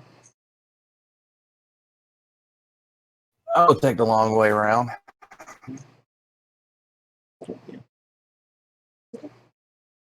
And then I'm going to use action surge to get an extra to There you attack go. him. Very nice.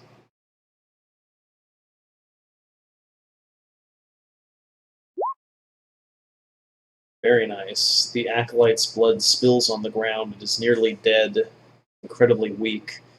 It does a constitution check and succeeds.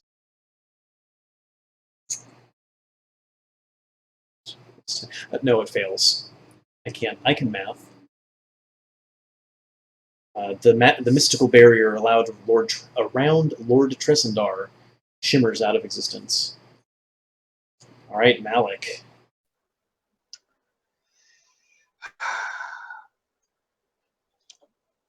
Mm,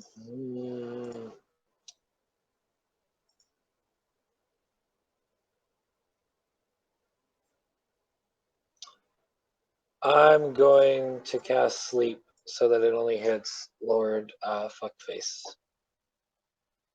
All right, isn't that an area attack? I thought. Oh no, you get to pick which enemies it applies to.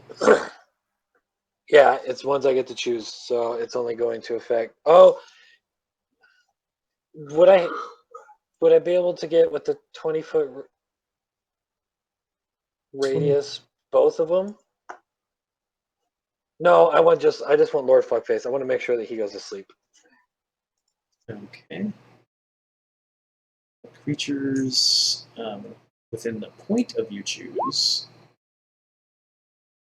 ignoring unconscious creatures.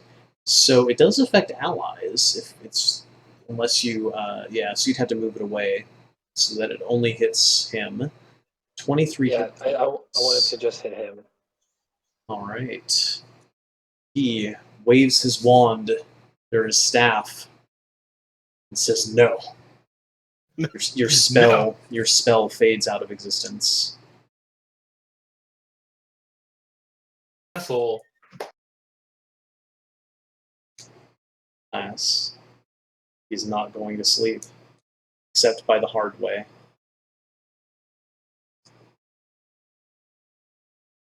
Oh, he's going in the ground one way or another. All right. Anything else you'd like to do, Malik? I'm gonna move up to here, All and that'll right. be it. Excellent. Excellent. Okay. Lord Tresendar once again raises his staff in the air. Thoros and Malik, give me dexterity saving throws. Holy crap! How many spell slots does he have? Thoros, you are knocked prone and take 9 points of damage. Malik, you are knocked prone and take 9 points of damage.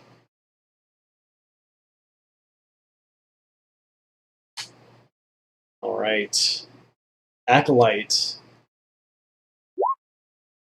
Cast Sacred Flame upon Thunk. Give me a dexterity saving throw, Thunk. Dexterity saving throws come up a lot in 5th edition. Thunk Intelligence manages... saving throws, never. Never, yeah.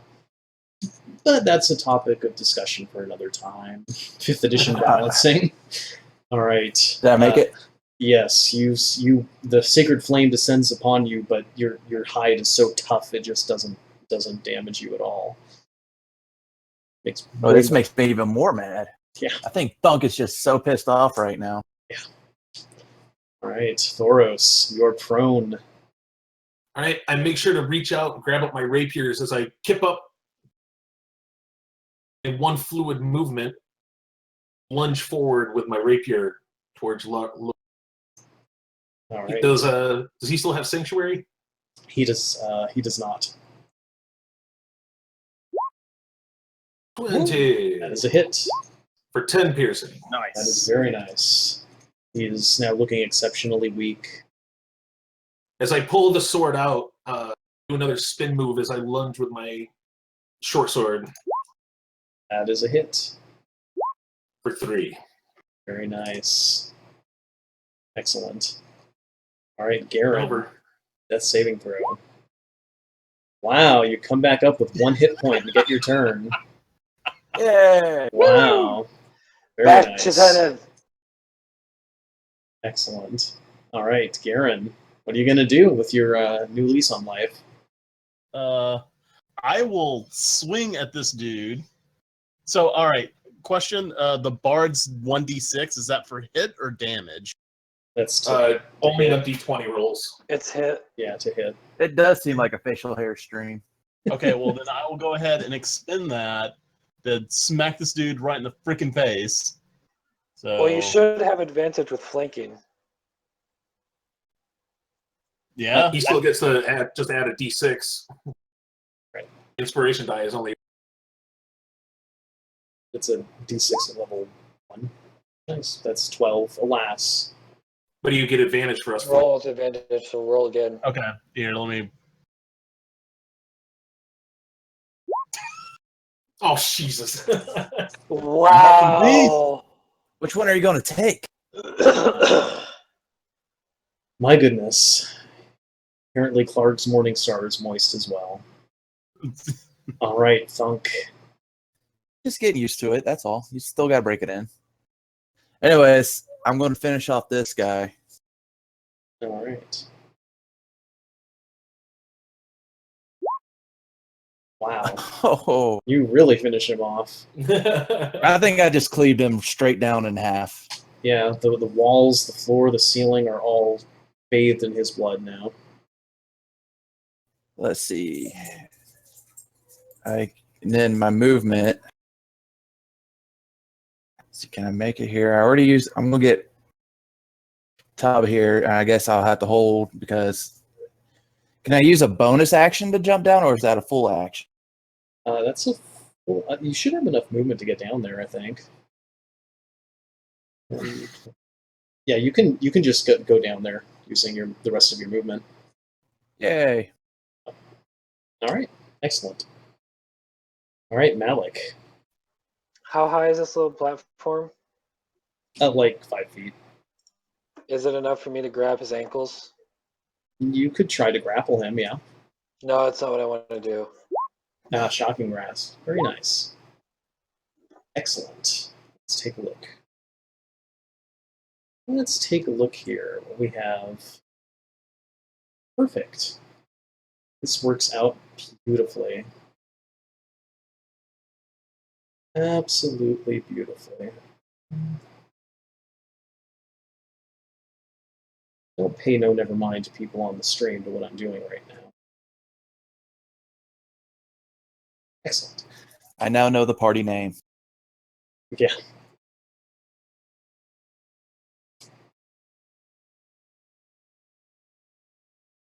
The facial hair game. Yeah. Sadly, Lantis doesn't get to keep his facial hair after he comes back Yeah, from vacation. Mine's gonna be gone next week. Are you in the military or something? No, I work at a chemical plant, and OSHA standards require that I can't have facial hair, so that if there were a leak, I could wear a mask and the hair would not break the seal. Your character has facial hair. Yeah, All right. With Lord The League of Bearded Men. with Lord Tressendar's final breath, he calls forth, "Merkel, I beseech you, with my life the sacrifice is complete. Open the vaults of the earth." And a gaping chasm opens below you, splitting the chamber in two. The party falls to their death. Lame. Sadly. They're all dead now. yeah. I just got here. We just got here. What a I shame. wanted to see that dead body up there. It looked like I wanted to see what he had. And in a cold sweat, you all wake up in the inn in Phandelver. What the? Ugh. I'm gonna check. Do I have the map that I took from that place? Anything you picked up in your adventure is gone now. So I don't have the map. You don't have the map. Only had eidetic memory. Yeah. That was a really weird dream. What's gonna be really weird is you see me later. We're both like, huh? Yeah, like is this a dream we like shared? Like, if I were to be like, "Hey guys, I had this weird dream last night." You can talk to each other and find out. Yeah, I'll be like, Is it? I'll look over at Thunk and I'll be like, Thoros, you look different. No, the Thoros. Did you dream that we attacked Wizard? Do I wake up I in look Funk's up and I'll bed? be like, You wake Hey, up that would in, be you wake castle. up in Thunk's bed. the weird castle changed That's up to its you walls guys. to wood. It's up to you guys. That's in Let your me, territory. let me see if this guy I picked up last night is here. who knows? I wandered into your room last night in haze. Fell asleep in Funk's bed. Seems my room is a magnet for everyone. I guess I look over at Thoros and I'm like, oh, I probably drank too much. We both. And yes, you are not actually injured, so you can restore your health. Incidentally. And it's funny too because Thoros in the dream nor any of the party members actually mentioned that they all happen to know Gundren. So Thoros is still just a random person.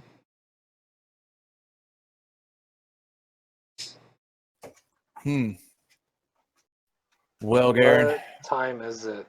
Like I think it's breakfast time. Yeah, the sun is the sun. If someone wants to look out the window, it's infinite blackness with no. No! You can see the sun is just rising over the hill, and it catches the light of a manor house sitting up on a hill that looks oddly familiar. Well, that was a weird dream. I'm going to go have some breakfast. Climb over Thunk, grab up my stuff, and I think I'll join you. It's a bit odd. Very, very odd. I also want to talk to you, like, if you're, yeah. I'll look over at Thoros and be like, just make sure that when we're eating breakfast that we're not actually eating bones. Well, you never know. It is Phandelver. This is before the watered down eggs. This is before the eggs get watered down. Fucking Yeah, so watered walk down downstairs. eggs. I get some breakfast. Well, yeah, I wanted to talk to the guys at breakfast. By the Just way, a assuming weird- we can heal back up. Yeah, you can restore your health and whatnot, and your spell slots. So go downstairs. Yes, Make my breakfast. the Sit at proprietor welcomes you and says, "Oh, welcome! I see you got up just in time for the continental breakfast. I was just about to put things away." There's half of a kind of 2-day-old melon. It's kind of browning on the edges there, and a biscuit with no leavening. Is there coffee? They don't drink coffee in Phandelver. All right, what do they drink? Nothing They drink good happens in Phandelver. They drink a really bitter herbal tea made from herbs you're not supposed to make tea with, but you can. I'll have a cup of that. It is quite potent, quite strong. I will have the coffee of the gods. A mug of ale, please. Well, of course. And no charge, Thoros, since you entertained my guests last night so thoroughly. I look back out the window and I look at Thoros and I'm like, Make that 2. You can't say you've been drinking all day if you don't start in the morning. Yeah, quite. She'll bring you a mug of ale. As I ease into a table, waiting for my ale, Garen, you all seem to have been around here for quite some time, looking for somebody that's supposedly working around these areas. Another dwarf by the name of Gundren. Have you heard of him? Aye. He actually gave me a job to come bring some supplies to Barthen's Provisions. You gave us all a job. Yeah. That's pretty much how we all met. Unfortunately, on our way here, we found that Gundren's cart that he was riding with Sildar, some guy we don't really know quite yet, was overturned. We found him, or we found Sildar in a nearby, I don't know if it was really a cave, it's a structure of sorts, and rescued him. We have come back to Phandelver to stay the night, and we don't know what to do. I'm thinking we need to go find Gundren, because I can't leave one of my own in such peril. Well, I did want to bring something up. You and Malik fought pretty well in that cave, and then afterwards, when I was trying to sell the goods, you did the right thing. I was actually trying to test y'all, see if y'all had any honor. And I feel like I can share my axe with you. Well, please, if you will, let me come with you. Gundren is a relative of the man that pretty much raised me. He told me to come find him and help him on his new business adventure. I guess I'm a part of the team. I look over at Thoros like, well, we did share a bed. So if I will share a bed with you, then you're more than welcome to join. I put my hand on his shoulder and smile longly. Might need to change your backstory as a ladies' man there. Assuming our mugs of ale have arrived, I'll raise that in kind of a celebratory manner. I raise my cup of bitter tea and take a sip and like, ugh. I motion over for a mug of ale. I'm like, just no. Well, if you like the tea, we're trying a new variety of ale that's been infused with these very same herbs. No, thank you. All right. I'll have you know, though, that the price on this ale goes up next month.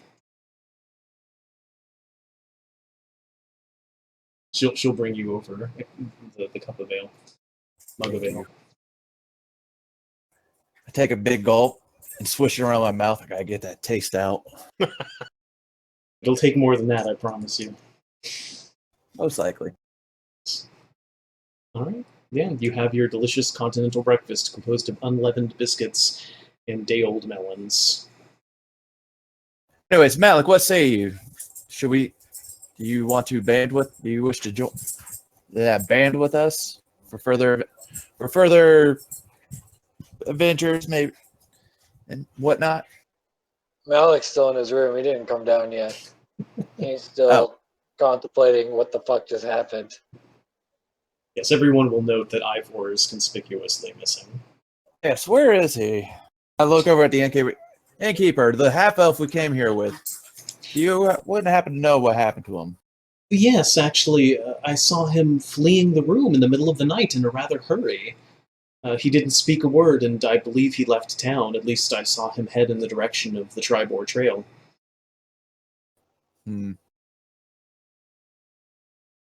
Probably being an elf. Like your character, what race is he again? I'm half elf. Okay. Although Malik is more like a city elf as opposed to a elf of the woods like Ivor. Yeah. So they have different mannerisms, and things like that. Yeah, it's half high elf, pretty much. Well, maybe he has something important to do. Yes, all the townsfolk have been talking how suspicious it was that he ran out like that. Was this another friend of yours? Yes, he was another hired hand to deliver the cart. He was very handy with a bow. Kind of quiet though. Well, perhaps if the job was done, just thought that he would take his leave. That's quite possible. Yeah, Barthens did pay us, so maybe he just didn't see fit to stick with us anymore. Probably. Well, that's Garen's not what a little sad. That's not the rumor I heard. the innkeep mentions. Oh, what's the rumor? Well, I don't know all the details exactly, but apparently Sildar, the good knight Hallwinter, had quite a time with the townmaster and Halia the other night, yesterday night. He told a very interesting story about, his charge's disappearance and being held hostage and nearly being murdered and the like. We don't get exciting things to happen in this town like that very often. And he mentioned, at least to Halia, how suspicious it was that you all just so happened to show up. Of course, Halia knows more about it than I do. We were just delivering goods, but maybe Ivor had a little bit more shadier past than we did not know about. That would be rather unfortunate for you, being his accomplices and all. Whoa, hold on. It seems you haven't told me the whole story. I can't be a part of any accomplice. No worries. We'll go see Talia and see if we can get things straightened out. Also, I also remember hearing something about a missing girl. Oh, yes. That would be... I think it was Alderleaf in this game, right? That would be Quillen's daughter, Rosie. And of course, Quillen and her daughter and her husband have been missing for a few weeks now. Oh, the whole family's missing. Yes, they just disappeared one day. No one saw them leave. Probably something to look into. Well, we do need to get a good name for ourselves, so we probably should help out around here. Apparently, we're suspicious folks now. Well, quite a few suspicious people in this town pass through from time to time. Well, Garen will not stand for letting the dwarven race be sullied with misinformation and gossip. So he will do what he needs to clear his name. Speaking of which, maybe someone should go check on Malik. All right, I'll go do that. So, Thoris, tell me a little bit more about yourself. I'd like to know a little bit more about the men who I share a bed with. Well, I do too. as far as I can remember, I don't remember having more just a crew. I've been raised on ships all my life, sailing the Sword Coast and sometimes off into the Sea of Fallen Stars, but not usually. It wasn't until I met a dwarf cruise, the last boat I ever chartered on. Kivrak was his name. I think he was a cousin of some sort to Gundren. Good man, though. How to use a blade and the beauty in music. Some of the abilities that you can do if you play the right notes. So, of course, from here and there to make some good money on a boat, you don't make that a coin. Challenge someone to a duel, they're willing to put up good gold instead of the mere copper and silver that you make swabbing the decks. And now I'm here to find my fortune, hopefully see a future in this hero game, this adventuring. A sailing man. I was on a ship once. Didn't care much for it. But that was back when I was in the militia. It is. It's a hard life. Not many do it. Right.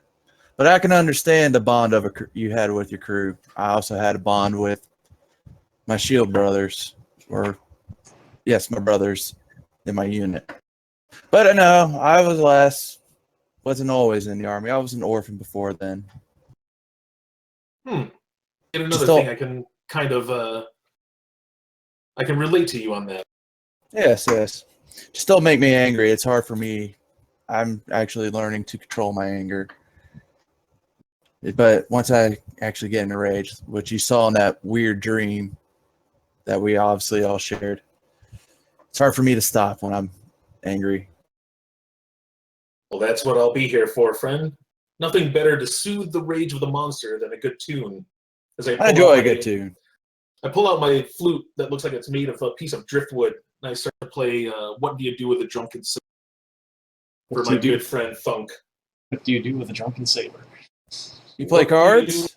Sailor, what do you do? Ah, of course. That is one of our favorite pastimes on the ship. I pull out my deck of blood-stained cards.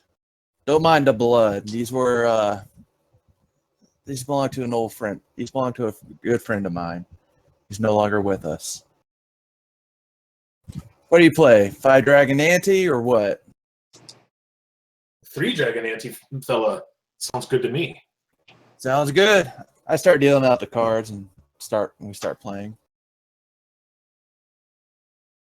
As this is happening, anyone attentive might note that a guard wearing a red cloak comes in, holds out his hand, and the innkeeper then puts a sack of gold into it. And the guard looks almost like he's about to strike her, but thinks better of it and then leaves. I wonder what's taking Garen so long. Exposition. All right, so I'll go ahead and I'll like knock on the door to our room just to see if Malik's awake. Yeah, I'm awake. I'm just writing down what's happened the last few days. Everybody's downstairs. We're eating food. You want to come get some?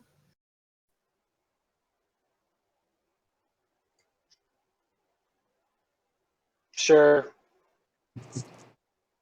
Yeah, I guess I can eat. Okay, cool. Fair warning though, don't drink the tea.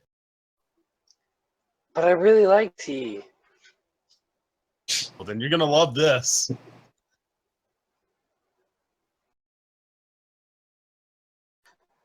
Oh, Garen. It's just like freeze-dried ginseng root. Tastes exactly like dirt. It's very earthy. Very, very earthy. In fact, there might actually be some earth in it. So the guard left after getting paid? Yep, he left. I look over to the innkeepers like, what was that about? Oh, just paying my daily taxes. Seemed pretty like a lot. hefty for daily tax. Well, between us, just between us, Quaylin Alderleaf didn't pay her daily taxes. What happens if you don't pay your taxes? Well, you know what happened to Quaylin Alderleaf, and her daughter, and her husband. Interesting. Can I get you some more tea? I have a very large stockpile of it, for some reason. No, thank you. I'll take some tea. Of course, I'll brew you a fresh cup. Malik, glad you can join us. Did you have the same weird dream as we did? I don't know, did yours involve dragons? No, it involved me being chained up and then almost dying. Oh, I had a dream about dragons. There was something else too, I don't remember. Something about creepy eyes, but I remember the one about dragons more. Creepy eyes. Sounds interesting. Were these dragons around a golden castle? No, I don't think Garen so. perks up. Anyways, Malik, I was talking with Thoris and Garen here, and tell them that I like the way you guys fight, and You proved to me that you had honor by turning around behind me and offering for free the location of the cache of goods. Showed me a Yeah, lot and told me I a went lot. and told the other store too. I figured as much. It took you a while to get back. But no, I was just trying to see what how y'all, if you're honorable or not, see what y'all would do. And I like that. And I was wondering if you'd like to further join us to help out people and do what's good in the world, maybe. Or Yeah, if you want to help me find out why people are going missing because they're not paying their... That to me Yes. just doesn't sound right for such a small town. No, yeah, no, something's up with this town. Wait. It's what the other store owner said. Not sure, but Halia was mentioned there. I feel like she's someone that A we small have to go town like talk to. this collects taxes? Exactly. That's what I thought. At first, as soon as I saw the large sack of coin, now maybe, sure, a small portion. Like, I was who's confused actually by the collecting toll. this? I was confused by the toll. yes, and the price for Turd to be in town. Oh, you haven't met Turd yet, have you, Thoros? Turd? Yes. I yell out, Turd! The door to the inn opens, and you can see a goblin with a warhawk in kind of tattered cloth clothing. He has shed his leather armor for, I assure you, reasons that are not purely mechanical. You called Master Thunk. Turd, what happened to your armor? I'm Well, surprised you're not dead. I hid underneath a horse. That was very, very crafty of you. It was quite painful. I'm sure it was, Turd. I had to wriggle out of my armor to get out from under it. I probably should have hid under one of the standing horses instead of the one that was lying down. I will note, however, that Turd does have a higher intelligence than Garen's, just for posterity's sake. Yes, Thoros. Yes, I Master. want to introduce you to our new friend here, Thoros. Thoros, this is Turd, a goblin we picked up back in the cavern. Well met, Turd. Greetings, It's Master. Thoros. Greeting, Master Thoros. Just Thoros, please. I am Wu Turd. People always use my given name instead of my family name for some reason. I don't quite understand this culture. Wait a minute. Your name is Wu? Properly, I am addressed as Wu. Yes, that is my family name. I like Wu better than Turd. I like Turd. Well, From of now course, on, whenever we need your assistance, we could just call out, woo woo! Woo! Woo woo. I always endeavor to be of assistance, Masters. Very good. You didn't get in any trouble last night, did you? No, I don't believe so. I hid from the guards once I freed myself from the horse and my armor. Did They you didn't see spot anything you? last night? I don't think anyone saw me. No, did you see anything out of the ordinary? Well, I saw that elven fellow with the bow run out of town very quickly. Very well. I also saw some lovely woman in a red dress leave a large building to the south sometime late at night. I don't know exactly when. Really? Yes, it looked like she could have snapped my neck with a glance. Gotcha. Well, Turd, I actually do have something you might be able to figure out. Maybe you can see what you can figure out. I want you to go over to this elderly farm sneakily. Try not to be seen. All right. as quietly as possible. Just kind of look around, see if you see anything suspicious, maybe blood on the floor or anything of that nature, like if there was a struggle or something. Let me report back. Yeah, of course, Master. I'll go at once, Master. Remember, quietly. Try Yes, not to get Master. caught. I'm very good at sneaking, Master, if I may say so myself, Master. Yes, he's very good at sneaking, and he runs out the door. That was Turd. He's So your audio cut out there again, Matt. is he a form of page? No, Indebted to you?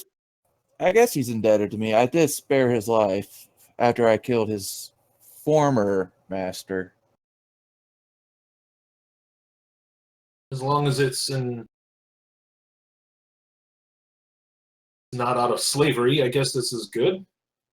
No, I don't believe in slavery. I just spared his life and he decided just to tag along. So he was singled out. Malakir put him to sleep. I tied him up. I couldn't kill him while he was sleep. Couldn't kill him while he was sleeping. That just would not seem honorable. Indeed, it's good to see such an honorable man of your stature and size. I wasn't always honorable, but trying to be. It helps. It helps me find a more inner peace that I'm looking for.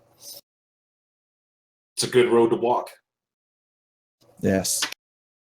Well, Anyways, maybe we should go talk to this priestess lady. yeah, I was about to say if we want to get the trust of the townsfolk, we might need to see if there's anything that we could do to better that. Maybe, and eventually we need to go find Gundren in the Golden Castle defended by dragons. Yes, your golden castle. So I guess if everybody's finished with their breakfast, let's go. That he was in a golden castle. Garrett, I think Moo might have been messing with you. But he said, Sometimes when people say things, they don't mean what they say. okay. It's okay. Let's Let's go talk to this priestess. We'll find your castle. I just don't think Gundren's at that castle. I think he's somewhere else. Garen's a little disappointed that there isn't a golden castle defended by dragons. Don't let him get to you, Garen. Keep chasing that golden castle. That's a good name for our group. Golden It's castle. what? No, the Golden Castle. Golden Castle Chasers. Oh my goodness. Either way, as I gulp down the last, we need to find where Gundren is. Yes, Be let's my- start. Let's start at the priestess. All right. I'll quickly clean off what's left of my breakfast, and then I'll start walking out the inn. I'll follow Garen, or I will sling back the last bit of my L and grab what's left of my biscuit and walk out. All right. There are a few townspeople milling about, going from shop to shop. Some children playing on the town's green. Nothing out of the ordinary. Guards in red cloaks posted at various corners and things. Very nice to see children. I want to do a little bit of an insight check on these guards, how they kind of like portray themselves to the townspeople. Sure.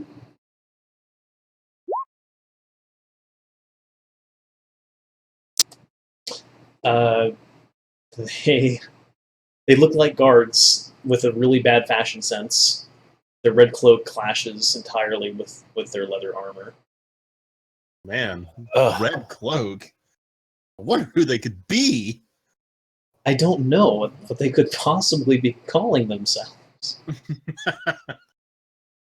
Their fashion sense is worse than the decor of that marble room.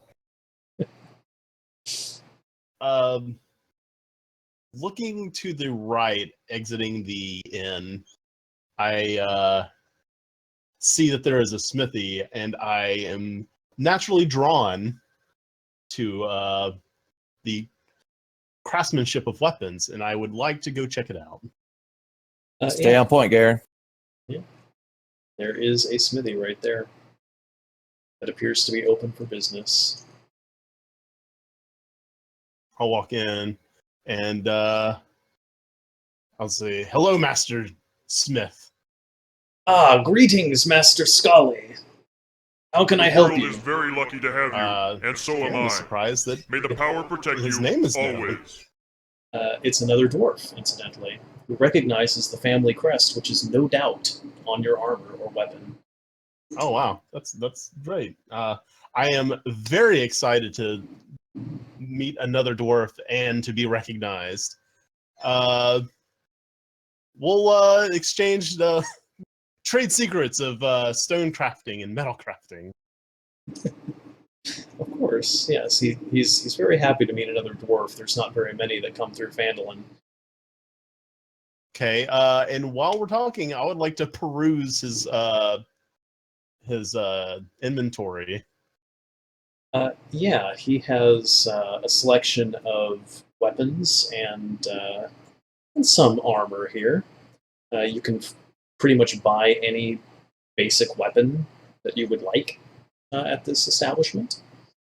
The armor, however, would need to be custom ordered, as most of the armor he crafts is for humans, sadly, he adds. Would he happen to have a warhammer in stock? Indeed, he does have a warhammer in stock, and he will give you a special discount and only charge you 11 gold pieces for it. Oh, Good. I will definitely take that, and in return, I will give him Clark's Morning Star for free. Well, he thanks you. What? He thanks you for that, and says he'd need to do a little repair work on it, as it appears to be poorly crafted. But it's a price that he can't argue with. Especially in this town, with new taxes every day. You know what about that? Tell me why such a small town has to deal with taxes? Oh, well, the Red Cloak Mercenary Company, whom the town master hired to serve as the guard when the last town guard was found dead all at once, well, they have operating costs, they say, which the town master's payment doesn't quite cover. So they ask that the various shopkeepers make up the difference. That doesn't sound right. Well, it's an unfortunate situation for everyone involved. I'm afraid I can't say more than that.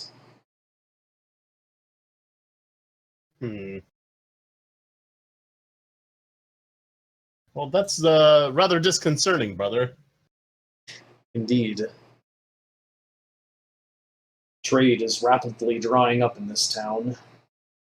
It's not the most pleasant place to stay, if I may say so. Well, we're going to be around, me and my group are going to be around town for a little bit. We're planning, I don't know if you know of the Rockseeker family, but apparently Gundren is missing, so we're about to see if we can't find him. Oh, that's awful. I know Gundren. Actually, I knew his brothers, Nundro and Tharden. They were in town for business. In fact, they stopped at my shop not, 3 weeks ago. I haven't seen them since. I was able to see Nundro while I was in Neverwinter. He had some really cool gauntlets. Ah, yes, heirlooms passed down throughout his family line for generations. Heirlooms of a more civilized time. Their safety is very important to me, and I guarantee that I'll do what I can to see how they're doing, see if they're all right. Certainly, bring me any news you have of them. I would very, very much wish to speak to Gundren again. Absolutely. I'm gonna I'll mention these Red Brand to the party. Their involvement with this town is most disconcerting. Oh, well, just be careful. People who don't pay their taxes around here end up vanishing. Thanks for the warning, friend. Also, does he have crossbow bolts for sale? Yes, you can restock your crossbow bolts at, Okay, at the standard price. Okay, I'll do that. All right, and I will leave the smithy and head back and try to find my companions. All right.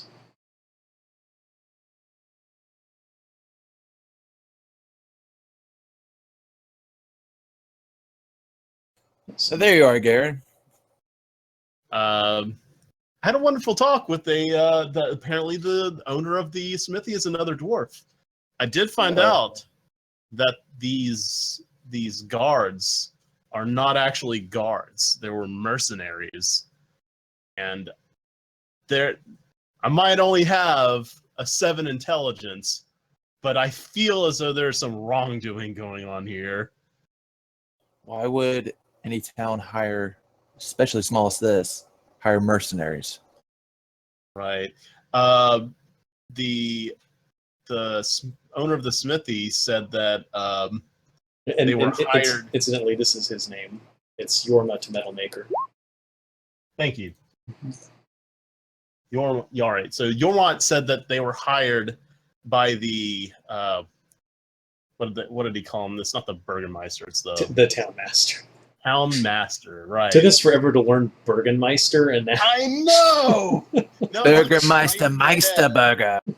So I think it might be a good idea if we swing by there and talk to him about why they were hired to.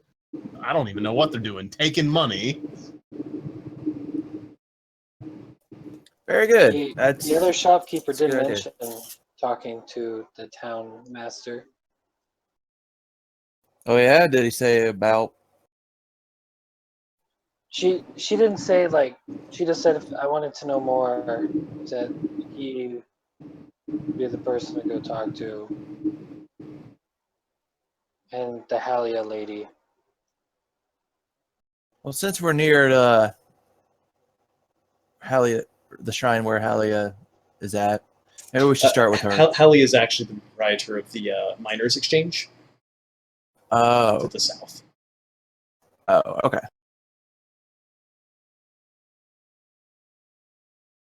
Maybe we'll stop by the town masters first. I'd like to speak with him a little bit. Indeed. Yeah, so I guess we'll head over to the town masters hall or home. Town masters hall is just south of the Stonehill Inn. And the door is unlocked and it's open. It doubles as both his home as well as his place of business. So I guess we all walk in? I'm going to knock before walking in. Oh, good idea. You hear a voice call out, "Come in, come in." We enter. Well, welcome, travelers, I presume. How may I help you? I'm the town master. It's a rather corpulent fellow, probably around 60 years of age, human being, thinning gray hair with a comb over. Is he plump? He is unpleasantly plump. Corpulent. Good. That stayed the same. Yes. How may I help you? You see, I've come to find out what sort of pigman charges such taxes for such a small town. What is the purpose of these taxes? Oh, we don't have any pigmen here. I'm afraid you must have been misinformed. And like any town, we have taxes, of course. Why, taxes pay for things like keeping the roads safe and the walls high and of course the beasts outside of the town borders. There's a real lack of walls, And the from roads what I weren't very noticed. safe. And taxes aren't usually daily, as from what I remember. Being from Waterdeep, it was more of a not a daily thing. Well, first As of far all, I'll have you hold know. up. I cut him off. As far as the roads being safe, we were attacked by goblins, and our employer is missing because it's the goblins. Why, you wouldn't happen to be those troublemakers hired by that dwarf, would you? That dwarf is a friend. At the implications that we're troublemakers, I like look up and just kind of hold my new warhammer like upside down and just kind of let the head of it hit the ground like kong. Yes, good sir, there are no troublemakers. Oh, goodness, that's not what the good knight Sildar Hallwinter told myself and my dinner companion last night. Why, Really? I should think that you would have been hanged by now for the horrible crime you've committed. I don't want What crime? troublemakers like you in my town. And what crime would that be? Of course, Sildar's our friend. He wouldn't have said anything like that about us. conspiring against Gundren Rockseeker and working with the goblins to ambush them on the road. In fact, the guards told me you entered town with a goblin. He's a prisoner. We Not a found him in prisoner. the cave. Well, I guess he can leave whenever he wants. He's my humble page. that's not what the good knight told me. Of course, Obviously. my Where memory is Sildar? He went about town to look for traces of Gundren, of course. I think he'll Do you be know back where at he some We're is? point. doing. Yes, I'm sure. I see. So he's still in town. As far as I know.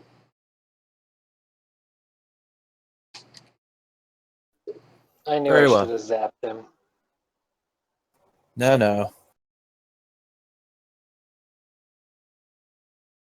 When we woke up, are we counting it as like a long rest? Yes, this would be a long rest. All right. So, my question is, why would you hire such thugs as these mercenaries to guard your town? Well, who else would I have hired? Would you have done it for free? Of course not. I'm sure there's a few townsfolk around here who wouldn't mind being paid to guard their home. Well, of course, naturally, that's the standard kind of thing that small towns like this one does. But, the town guards, who were volunteers, they had a little accident one night, and we needed protection. So, of course, the red brands, red cloaks, An whatever it is accident? they call themselves, why they were making themselves available to us for a very reasonable fee. What was the Accident, you say? accident? Oh, I think they slipped on some rocks or something. It escapes me, but they were no longer available to perform their duties. I see. You have been very. I'm gonna inside check. I want to start singing, "You have a friend in me. You have a friend in me," as I cast Charm Person. Oh my god, that one insight. Alright, wisdom saving throw. He fails. And I want to kind of like sit up on his desk or whatever that he's next to. So I say, "Well, sir, you are obviously very, very clever. And I think that perhaps my friends and we could help you as well. If you just let us in on the deal, we could probably work something out with you." I lean down to Garen and kind of whisper in his ears, I think I know how he ended up in the same bed as me. Oh Oh my man. goodness. I can do a persuasion roll if you want. Yeah, do a persuasion roll. I will guidance that. Because even a friendly acquaintance wouldn't necessarily, deal out dirt. 14. All right, let's see here. 14 pushes it past. He doesn't have a very high charisma. Well, of course I am the most brilliant man in town, as my family always has been. And Obviously. our town's roads are the safest, and the walls are the tallest and thickest of any town you dared see in all of Faerun, I say. But of course, once the town's guards didn't wake up that one day and had their throats slit, well, the Red Brands came along the very next day, incidentally, as a matter of fact, and made a wonderful offer that, well, me being the brilliant negotiator that I am, I could not refuse. All I had to do was give them the entire store of gold that the Townmaster's Hall keeps for such occurrences, and allow them to set their own tax rates on the local shopkeepers. I also handed over the deed to the old manor house up on the hill. That old thing, nobody's been there in centuries, and so I gave it to them as just a boon. That way they didn't realize how horrible of a deal they were getting. They didn't expect a negotiator such as myself when they came into town. No, sir. Well, then perhaps we should go talk to the Red Brands about kind of easing into the whole thing. I'm sure we can all strike a deal together, but I would like to go and possibly speak with, if they had a leader or a spokesperson, who would I need to ask? Oh, well, you'd need to find Glassstaff. I've never met the fellow myself. He sent his henchmen in to speak with me and do the initial negotiations. Not sure where that fellow is. Brilliant. Well, let's see. Perhaps you could just point me in the direction of where I could find them. Old guards are all over. They like the Sleeping Giant tap house. They drink there quite a lot, I believe. Well, sir, I think perhaps later, after you realize what's happened, we won't be exactly the best of friends, but you've been incredibly helpful. Oh, well, of course. I'm always good friends with everyone, and everyone loves me. I'm sure you'll love me too, and we'll love each other very much. Indeed. But until perhaps later tonight, we'll go grab a drink or something. Certainly. I think we should be on our way. Oh, of course. And remember, everyone is welcome in Phandelver, the town of friendship. We'll be putting up a sign shortly. I'll like meekly, like, kind of perk up. We'll be like, did Sildar really say those things about us? Well, of course. The good knight would never lie. This disheartens Garen greatly. After we saved his life, I would like to have a few words with Sildar now. I just look at the three of you as I give you the time to cut, and we gotta go look. All right. I walk out. Yep, I'm leaving. Goodbye, dear friends. I follow. Yes, goodbye. Dang it. I'm sure Turret's still investigating that. I have another task for him when he returns. Well, what was the place that he said? Send him over to the Sleeping Giant. Yes. Should we make our try way over talking there. to that Halia lady first, or no? I think Callie is worth the talking to. By the way, within the hour, the town will be very happy with me. As soon as that spell ends, he'll realize he's been charged, possibly come after me. Whatever it is, let's do it quick. I don't think he can get very far. He doesn't look like he moves very fast. You'll note he didn't get up to open the door. Halia is down at the miners' exchange. At least that's where you've been told you can find her if you want to speak with her. Okay. We will briskly walk over there. Yes, the Finers Exchange is one of the better-looking buildings in the town. Even though it's not the newest, it's certainly kept up well.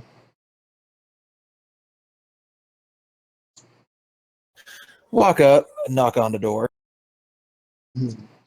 A servant, clearly a servant, opens the door and bows and says, "Welcome, young masters. Please come in." Thank you. And you note that the walls are covered in old maps and posters and various things like that, drawing out iron mines and claim lines and things like that. There's pickaxes and ropes and lanterns, various mining gear, saddles, the like. There's a cedar desk that is lacquered in a dark, deep red lacquer, and a woman sitting behind the desk in a high-backed chair, wearing a finely cut green dress.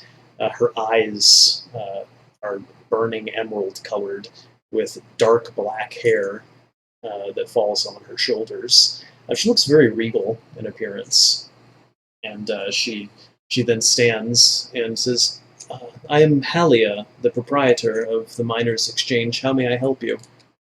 I push back everybody as I quickly rush up to her. Good evening, or good morning, madam. I am Thoros. I'm sure you've heard of me. Oh, goodness. I can't say I've had the pleasure, and she kind of turns up like her nose and her lips curl like she has smelled something really bad. I smell my armpits. No, I haven't heard of you. Would you like to?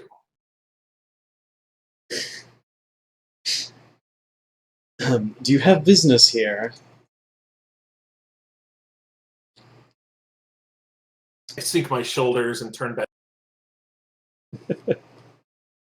You will note, however, that if you tried to take her hand, she has a very lovely ring that is a snake's head with fangs extended, emerald eyes.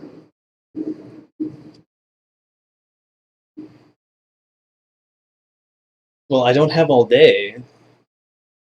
Is anyone going to tell me why you are here in my place of business? This is a place of business. Oh, we're just passing through. I was wondering if there's anything we can do to help you or maybe the town out. And who are you?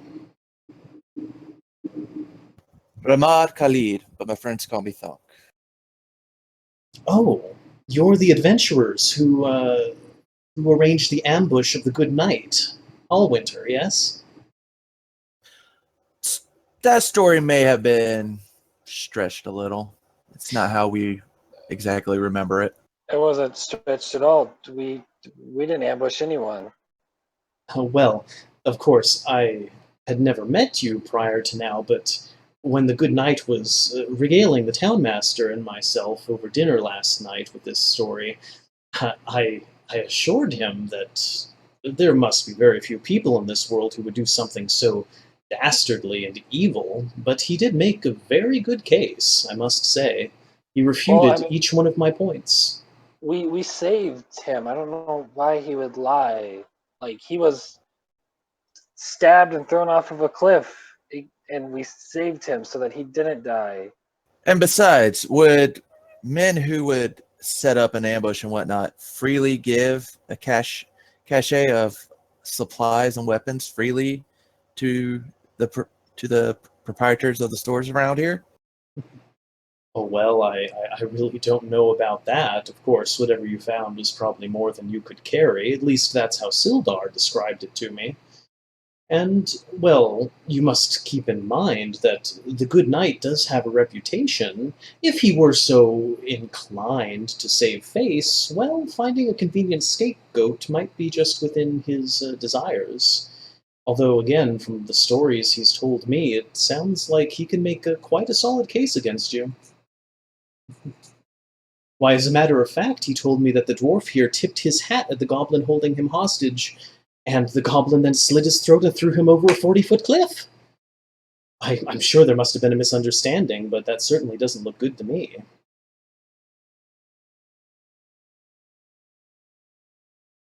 Yes, the case. But we are here to prove otherwise. That's why we are asking if there's anything we can do to help. Well, you might, if I may put forth the possibility, want to help yourselves. Did you know that Sildar's brother is the chief magistrate of Waterdeep? 100% conviction rate, incidentally. If I were in your position, I might be looking to nip the issue in the bud before Sildar could report it to his superiors. We don't know where he is though. Well, you said you might be interested in doing something for me. Perhaps I can do something for you. And she smiles sweetly. You know, Sildar was such a lovely man at dinner, you know, and was very precise in the case he made to the townmaster to have you arrested. Of course, the townmaster and I are dear friends, but he is a married man, you know. I don't exactly want it getting around that I was having dinner with him.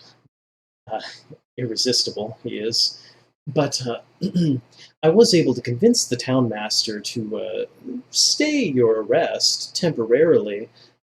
Perhaps if we could come to some arrangement, I can also fix things such that the good knight doesn't report your activities or suspected activities to his superiors, and that would certainly save your necks from the gallows.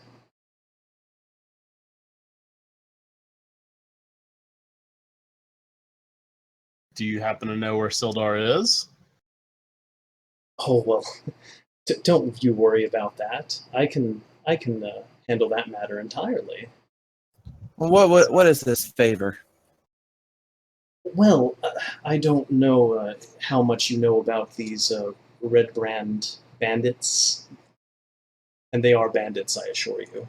They may call themselves guards or mercenaries, but that's a rather colorful term, like their name, incidentally.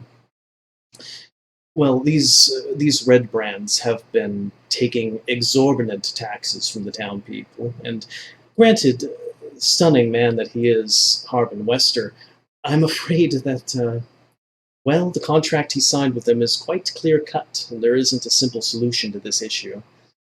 The business is falling, and people aren't traveling very much to this town. The roads are no longer safe, the walls are crumbling, and well, as an astute businesswoman, I must say that the future does not look good for any business or any people in this town.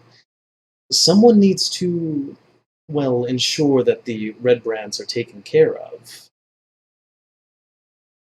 And if you were able to take care of that little problem, then I can help you with your little problem with a good night. For once, we are in agreement. I mean, I am in agreement with you, ma'am. We too think these red brands are no good and charging way too much.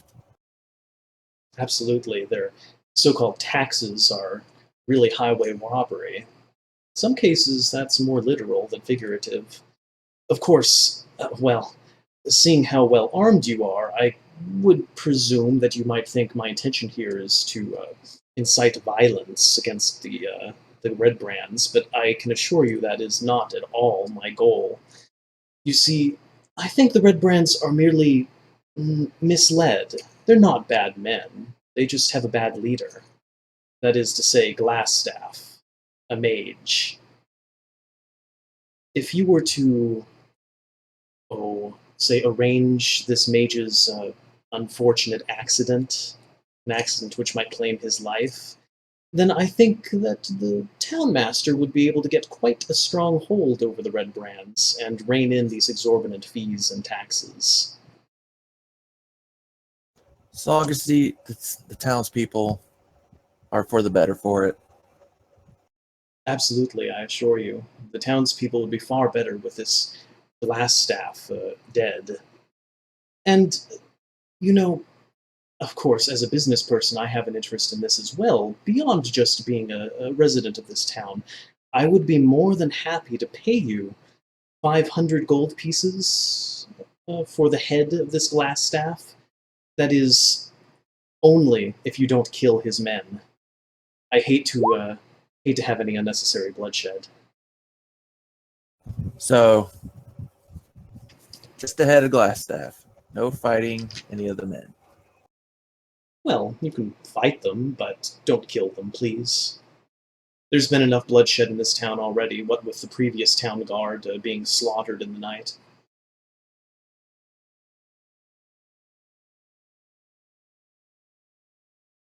Garen is 500. I think we can do this, right, fellas? Well, it seems like her deal. Seems like this deal would help us and help the town as long as the new leadership doesn't charge the same amount of taxes, hopefully less. Oh, well, I'm sure whoever the new leader of the Red Brands is, or becomes, they will be much more inclined to engage in proper business practices. That is, ones which are profitable for all involved. The way Red Brands do business is not profitable for anyone but themselves. And eventually the gold in this town will simply dry up, and then there will be no profit to be had for anyone. Very well.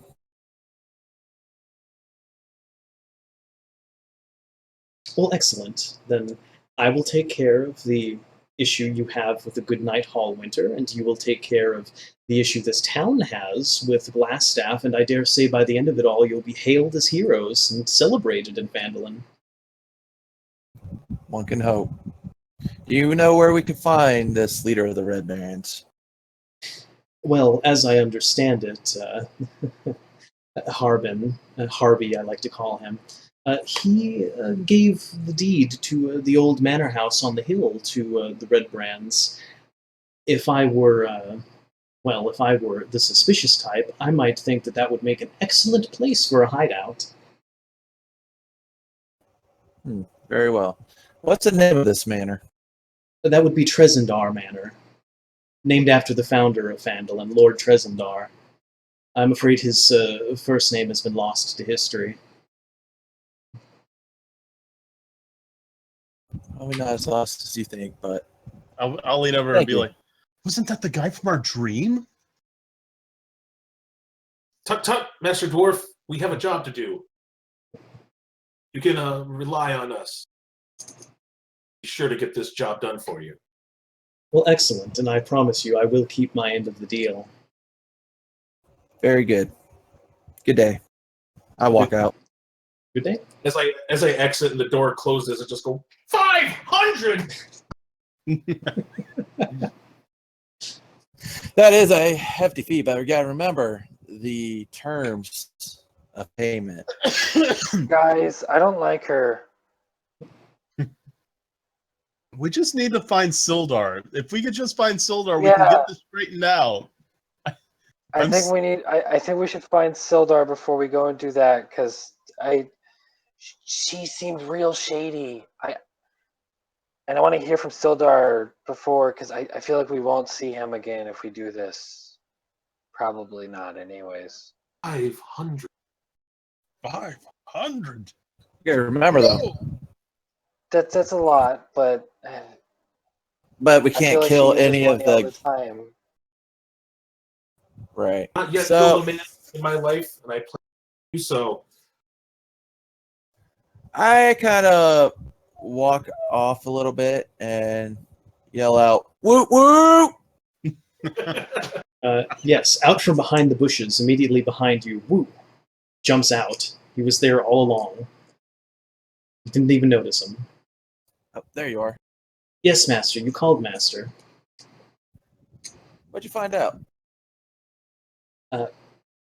Well, Master, the Alderleaf farm seems to be deserted. There's no one there. The door was wide open, swinging in the wind. Any signs of struggle or anything? Furniture torn asunder, tossed about.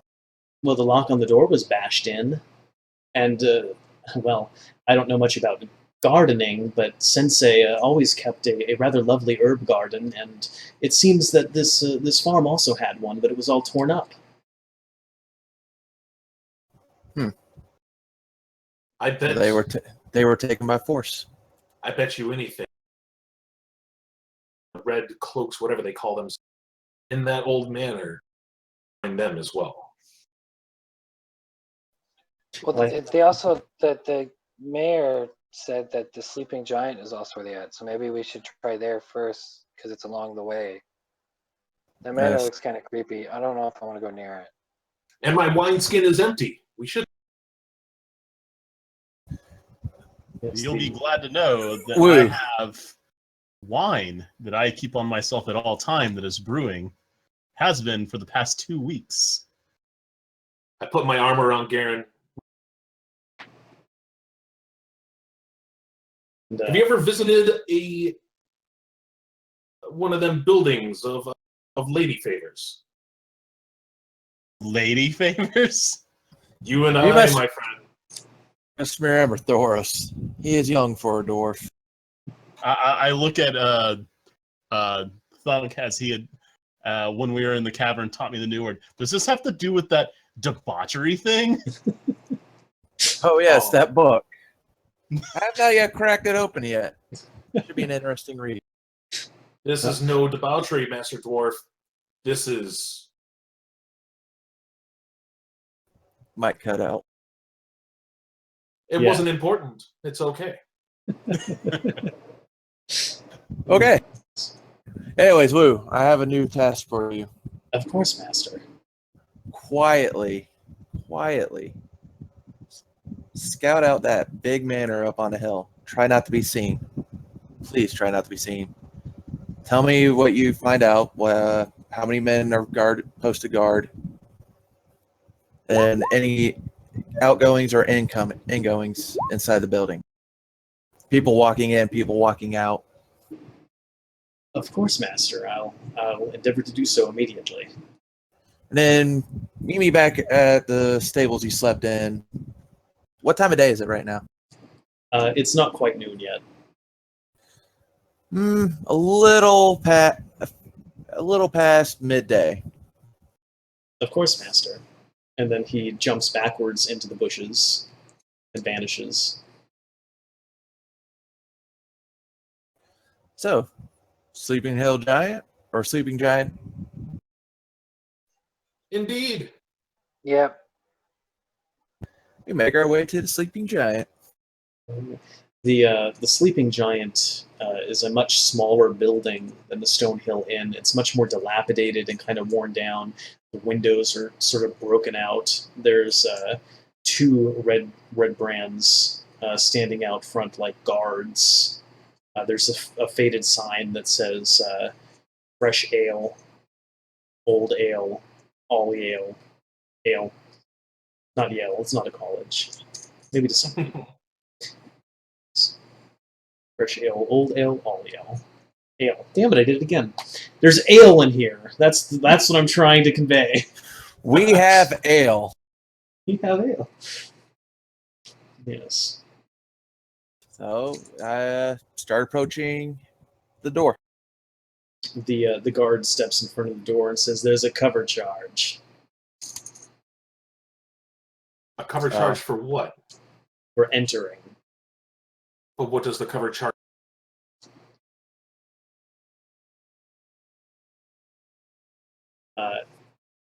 It covers your life. It's a good charge. My life.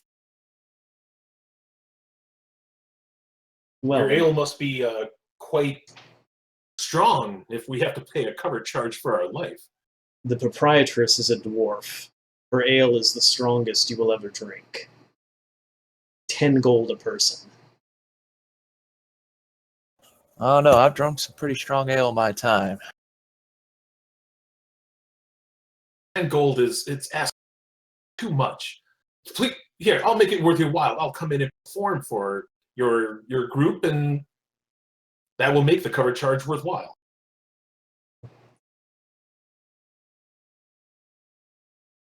Very well, then you must pay the entrance tax instead. Let me guess, 10 gold? That's right. How'd you guess? I have a question. Could we just not? It seems a little ridiculous. Yes. I'll take my own life into my hand at my own risk. Yes, I'll tell you what. I have 10 gold in. If I do die, it's If you don't pay the full fee, then I assure you, you will not be walking into this bar. ooh, this sounds like a challenge, sir. As I draw my rapier and give a duelist stand. I'm just gonna try and start walking past him into the bar. All right, roll initiative. I'm gonna stand there, bug-eyed and confused. I'm not even going to draw my axe for this one. Oh my goodness.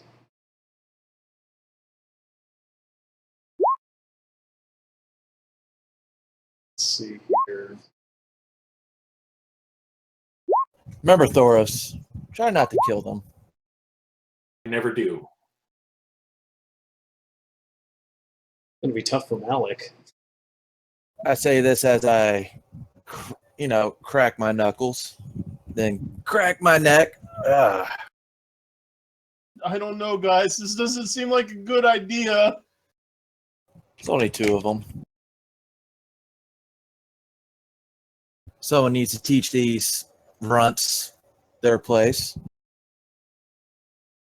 Trust me, as soon as you face the pirates at the spine of the world, these guys don't seem so. Right. That is Thoros, Garen, Malik, and missing Thunk. Oh, there we go. Okay, Thunk. Add you to the turn order. Roll20 would be so kind as to accommodate me. All right. The first hit goes to one of the red brands. Since Thoros challenged, he's going to attack Thoros with his short sword. Ha 21 and 19 to hit. Okay. All right, that is 10 damage. Whoa. All right, Thoros. All right, well, as he comes in and out at me, go to parry away his blade a little bit so that I can get in a good thrust, making sure, just in case, that it's more of a love tap than really lethal. All right. 11. 11 does not hit. Your As I rapier skate, bends against his leather armor. as I then kind of pirouette off, I come in with my arm stabbing forward. Damn it. Alas, he bats your short sword out of the way with his short sword. All right. Next guard, since Thoros is the one who has challenged him, is going to strike out at Thoros. I am going to extend my shield between them if I am close enough. Use a Shield of the Faithful to give him disadvantage. All right. His first strike hits Garen's shield, bounces off. He then rebounds and swings the sword again with an uppercut against Thoros. 21 to hit Gracious! for 3 damage. Wow. All right. Thunk. All right, I'm making unarmed attacks here, so what am I rolling? Unarmed for anyone but a monk is 1 point of damage. Oh, really? It's plus your strength. You It's can't- 1 plus strength. You can use your axe, however, and say you're doing a non-lethal strike. Oh, okay. Then yes, I will be doing that.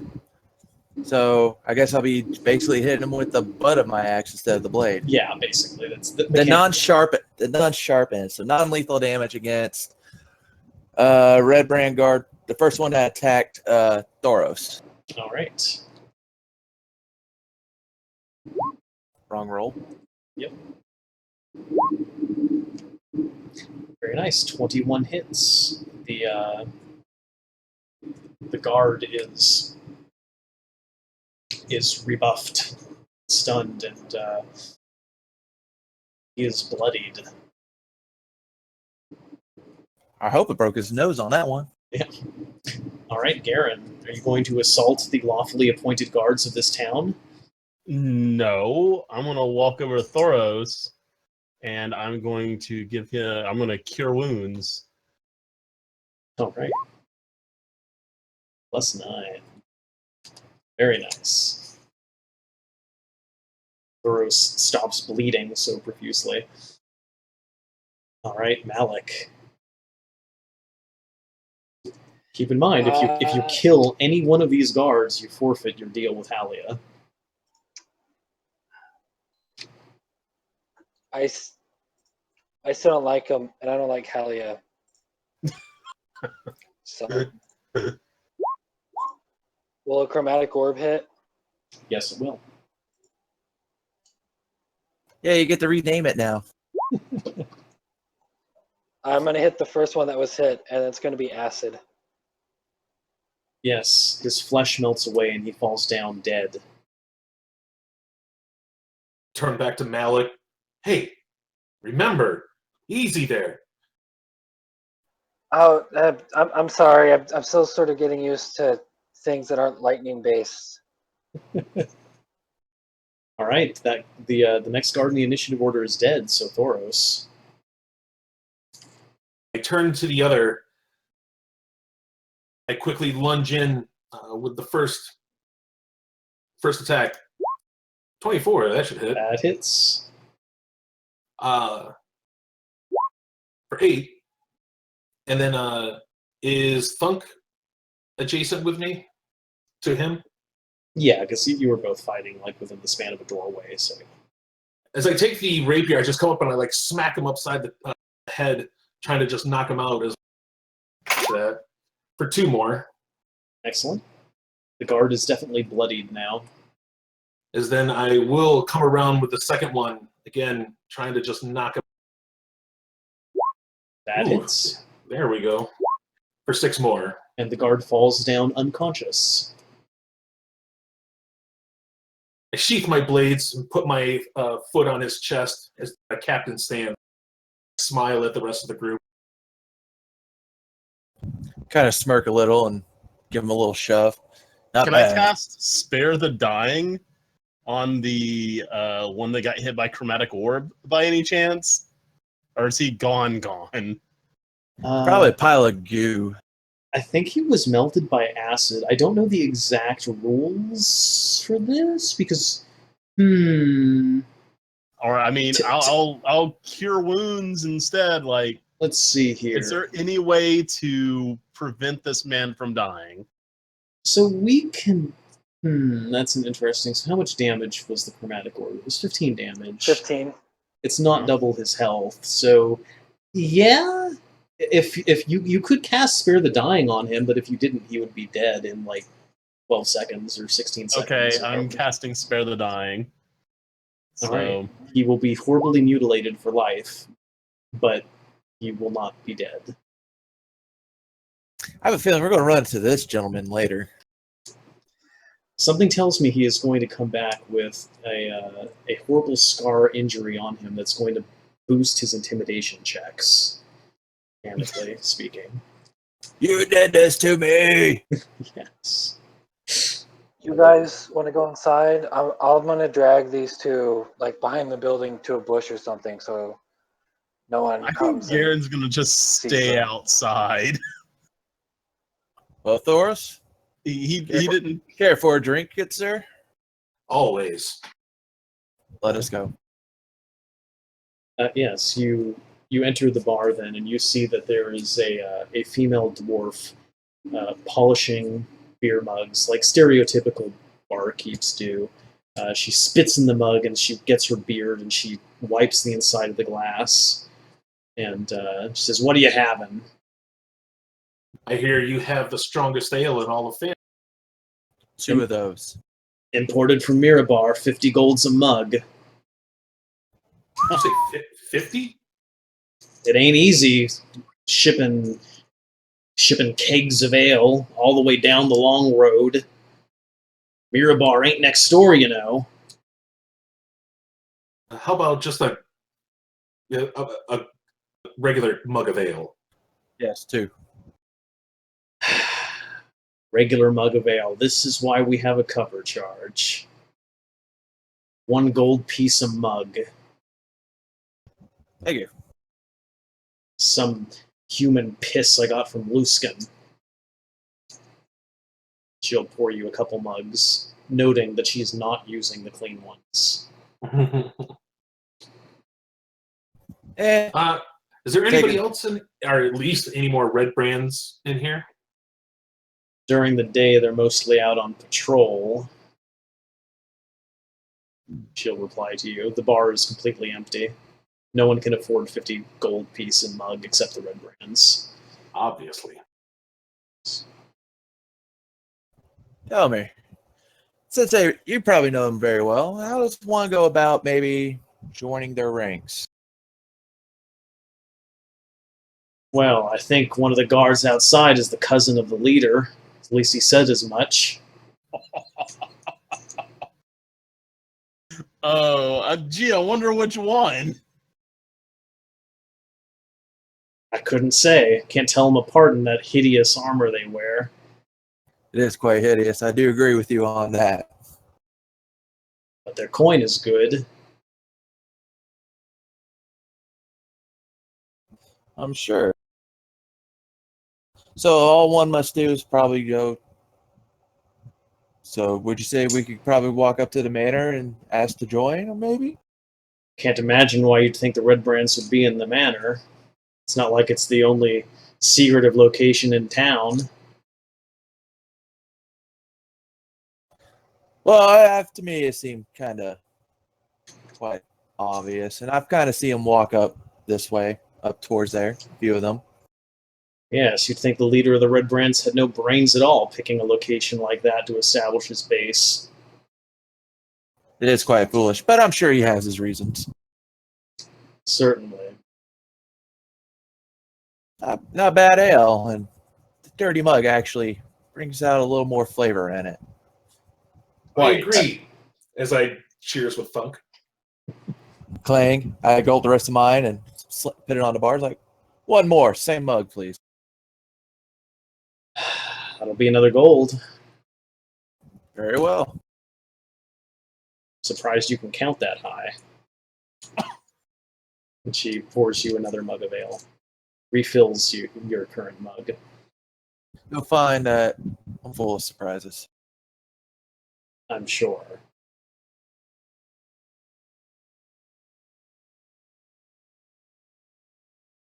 Such a nice place you have here.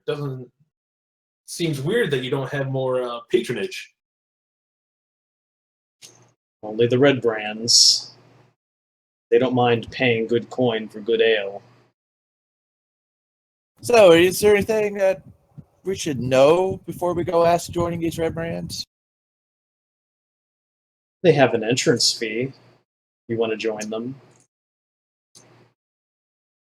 You wouldn't happen to know how much that would be, would you? Yes, 1,000 gold.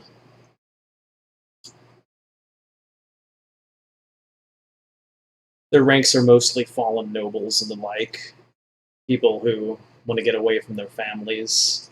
Who are tired of being cooped up in their mansions with servants to wait on them. I rather like that kind of life myself. It just sounds like a bunch of bored milk drinkers. Yes, but having people to wait on you must be nice. You can kick them in the face and they can't say anything against you. Sounds wonderful. Yes, must be nice. Are you through with your ale? Yes, thank you very much. Oh, by the way, have you seen a man named Sildar by chance? Has he graced your fine establishment? He couldn't pay the cover charge. I see. Thank you very much. Yes, it was a pleasure having you. I toss her 5 silver. Here's a little tip.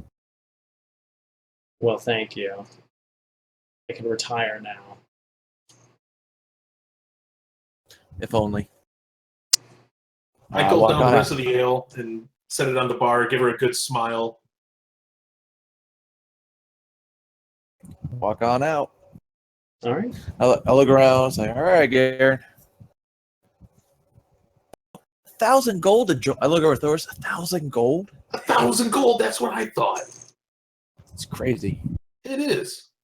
They certainly like gold. This whole group is just unbelievable. Then it's just a bunch of nobles trying to play soldier. So what'd you guys find out? Oh, a little more about the Red Brand. It sounds like they're just a bunch of nobles trying to play soldier. They're bullies, is what they are. Yeah, Yes. I don't like them. I don't think they should be, even with someone else. I don't think they should be in charge of guarding this town. Right. But who will guard the town? I mean, do you think we should? Maybe we can talk around and maybe inspire some. I don't know. You don't seem to. Also, I could tell while we were in there at the miners' exchange, you really didn't like Halia. What's your insight on her? She, I don't know. I feel like she's up to no good. I feel like I have a hard time believing that Sildar actually said those things. Well, that's why And we're it trying. seems real That's why we need to find convenient them. that she has a job for us to do to help clear our name. I just don't like her. Sildar is a knight. Knights do pay homage to. Do tend to stop by a temple. Maybe the temple might have seen him. You did notice a Maybe we shrine can go see. in the center of town. It's a good idea. I think we should go maybe talk to the priestess there. Yeah, maybe when Wu gets back, you see if he can help find Sildar. Yes, it's Because it's probably getting close to the time I said I would meet up with him. I'll head on over to the stable and wait, see Garen what he has is to tell me. happy this place quickly. My goodness. Let's see if there's anyone you can't piss off in this town. So far, we haven't pissed off I mean, Halia. I think they were like pre-pissed before we got here. Thanks to Sildar. Oh my goodness. Yeah, there is a maiden tending to the Shrine of Luck in the center of town, if you would like to go there. Yes, why don't Cool. you three go see what you find out at the shrine. I'm gonna go back to the stables and wait for Woo. Yeah. The maiden is a lovely, seemingly young elven maiden, full elf, clearly. She has a lute strapped onto her back and is wearing leather armor with kind of elements almost like a dress beneath. I know that there's a word for it, but I can't think of it. Women's fashion is not my forte, especially medieval women's fashion. Surprising, I know. And she's tending to the shrine. I immediately come up and start playing my flute. Yeah, she says, "Oh my, another master of the musical arts. You're new in town, yes? Indeed, I am. My name is Thoros. I am Lady Gabrielle. Gabrielle. Beautiful name. Well, thank you. Did you come to offer your prayers to Tamora?" Gods? Yes, sure. Also, I do have some friends here that wanted to speak with you a little bit. Oh, of course. I'd be happy to speak with anyone. Do you need healing? Yes, I do. Well, very well. Which of you is injured? And I just kind of do the whole thing. I take my shirt and I rip it open to show the wounds that I've taken. Yes. All right, let's take a look here. Yes, she will. That.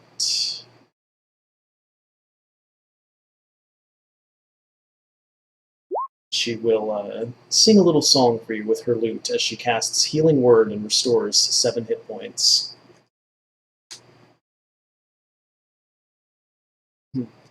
Must have been in an awful scrape. Just a little. Nothing that I can't handle. I see. And the rest of your companions are uninjured, yes? I believe so, but they don't. It doesn't matter. We have some things that we need to ask you. I believe, Master Garen. Garen, being told all his life that elves were like natural haters of dwarves is very shy. I kind of So he kind of like doesn't make eye contact, and especially because everybody in Phandelver seems to hate us, he's just hi.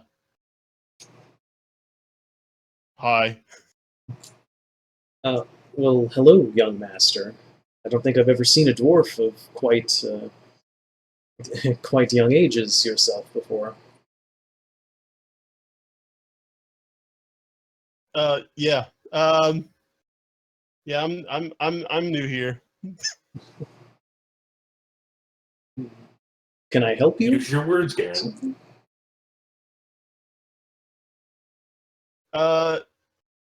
And he gets kind of shy and just kind of like steps behind Mal.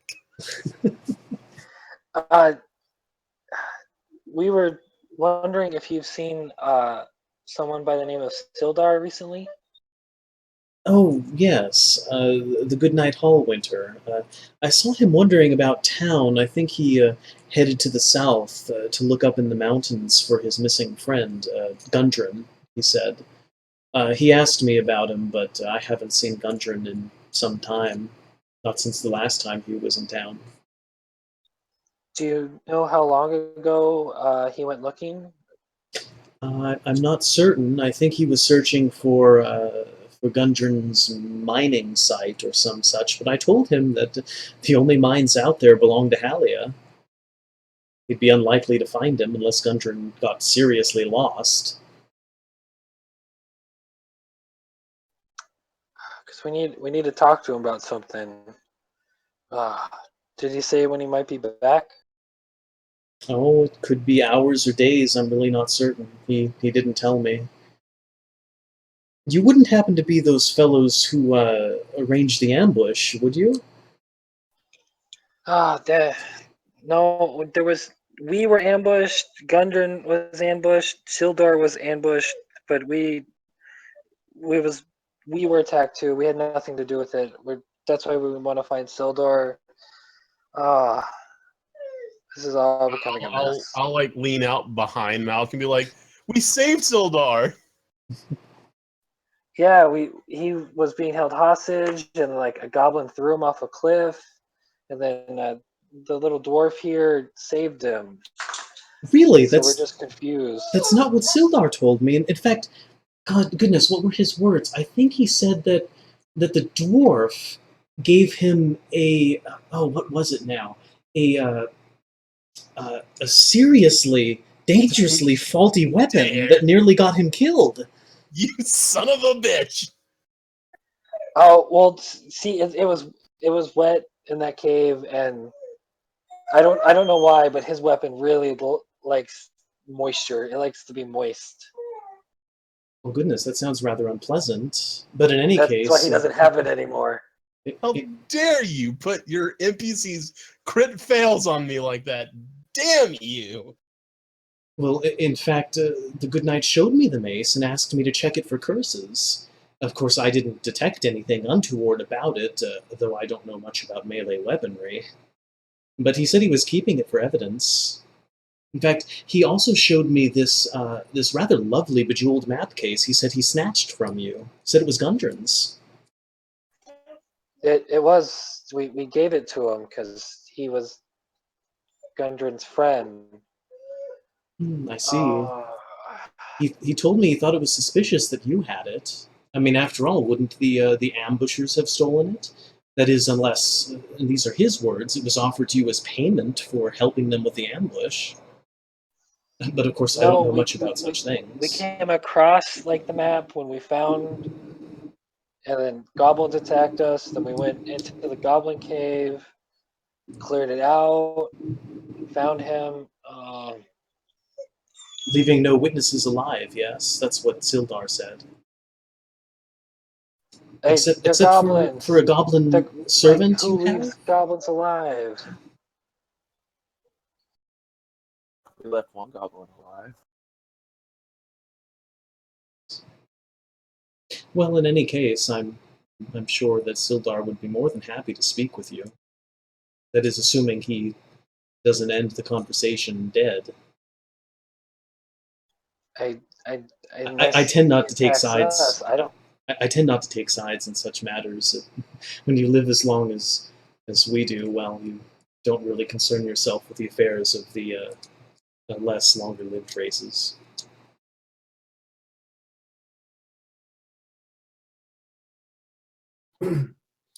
Well, it seems, fellows, that there's definitely something amiss about your friend Sildar. Even though I don't know him myself, it seems from what you say, he's obviously under the wrong story. Or that, or he's being charmed.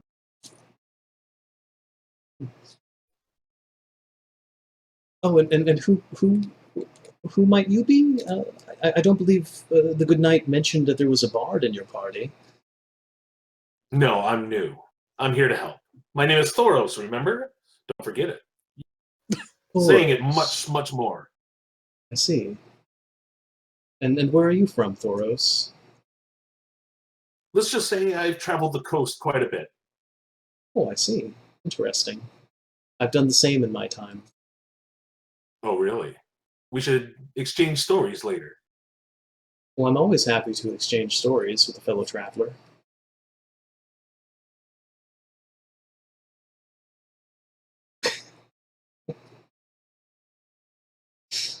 Yes. Is there anything else I can do for you? Perhaps you would make your offerings to the Lady of Luck. There's a little, well there, like a wishing well. I take out a gold piece. I'll throw it in. Tamora thanks you. Every gold you generously give will be returned in kind. I hope filled the so. gold coin in too. And she once again goes, Tamora thanks you, blah, blah, blah. I walk up to the shrine and I dump my entire pouch of 150 copper pieces into the shrine. Well, my Master Dwarf, young master, I don't think one of your people has ever been so generous at the shrine. I'm sure Tamora will take notice. Believing everything she says, I believe this will be the best way to clear our names. And he does this silently, and he just kind of shies away. Goodness. Well then, fellas, I think we should meet up with with old Thunk and Woo. Yes. Yeah, we should go find them. Wu has returned to the stable, even though Thunk didn't even notice him arrive. Sister, it was an honor meeting you. I'm sure we will meet again much later. Well, certainly, as long as you're not hauled away to Waterdeep and executed. I just met these guys. There's nothing they have on me. Jeez, and I kick the dirt and I start walking. I return, Master. Ah, there you are. Yes, I never see you coming. It's good. I'm very sneaky, Master. I know. Anyways, what could you find out about the manor? Well, there were no guards stationed out front, Master. In fact, the whole place seemed rather deserted and dilapidated. I dared not go inside, though. It was rather creepy. I understand. You see anyone coming or going? No, I saw no movement at all. Other than, of course, Master, the 2 guards that Blitz murdered behind the tavern while you were inside. You saw that. Of course you saw that. I also have very good eyes, Master. Yes. So you saw them go up to the manor. No. No one came up the hill. Gotcha. So no guards. Very well. I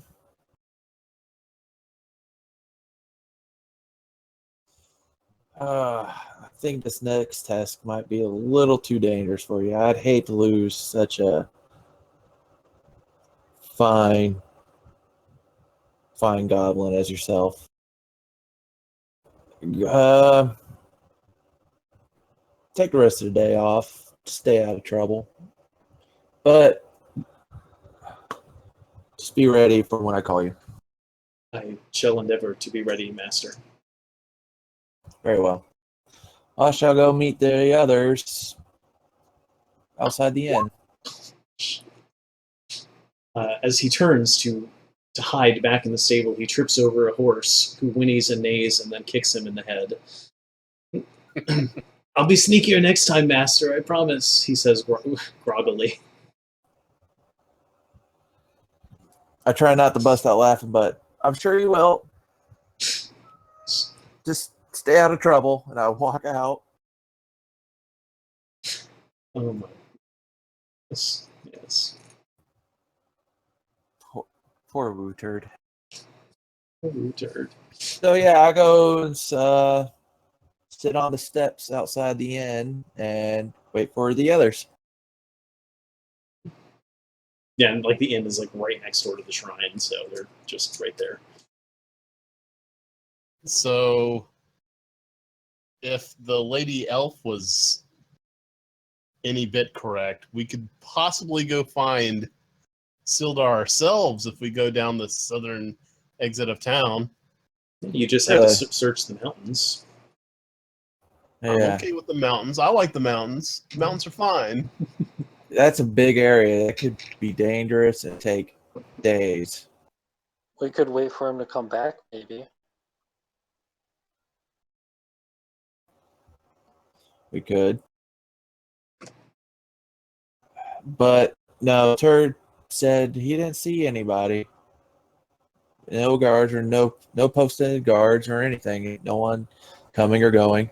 Yeah, but he did see our handiwork down at the Sleeping Giant. He's pretty perceptive for a goblin. It's almost like he has a player class instead of just being an NPC goblin. Yeah, he seems pretty handy. I think we should take him more. Have him hang out. Take him more on our journeys. I think he'll definitely be helpful if we do decide to investigate the manor. Well, Yeah, our choices are either to find Sildar or go to the manor. So, And right about now, the town master is realizing he had been charmed with a spell.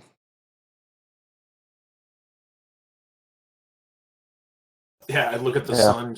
Ooh, actually, we should be on our way to somewhere, though. Oh yes, you're late. The lady house for young Garen here. Either way, I do believe that if you want to clear your names, and so that I don't get lumped in with you, it might I'm pretty sure you're lumped in with us.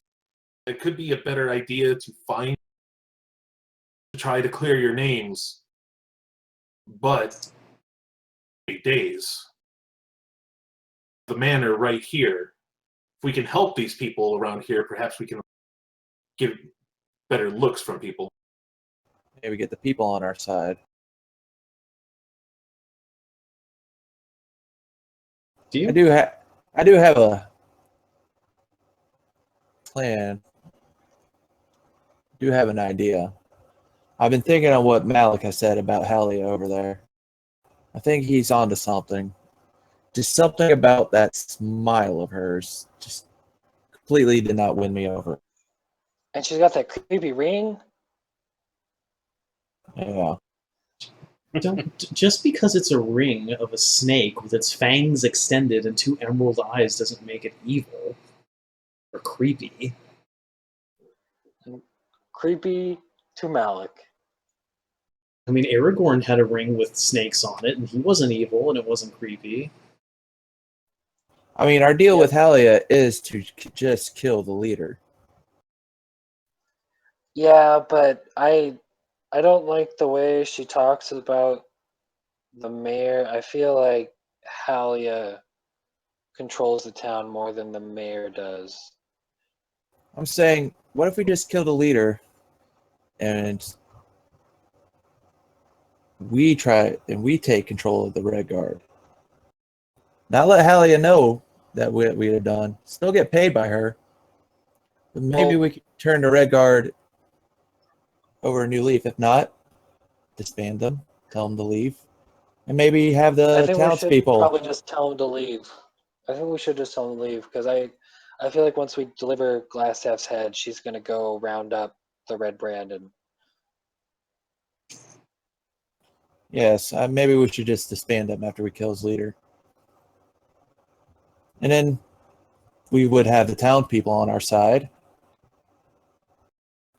and tell them that it doesn't they don't need anyone but themselves to protect their town.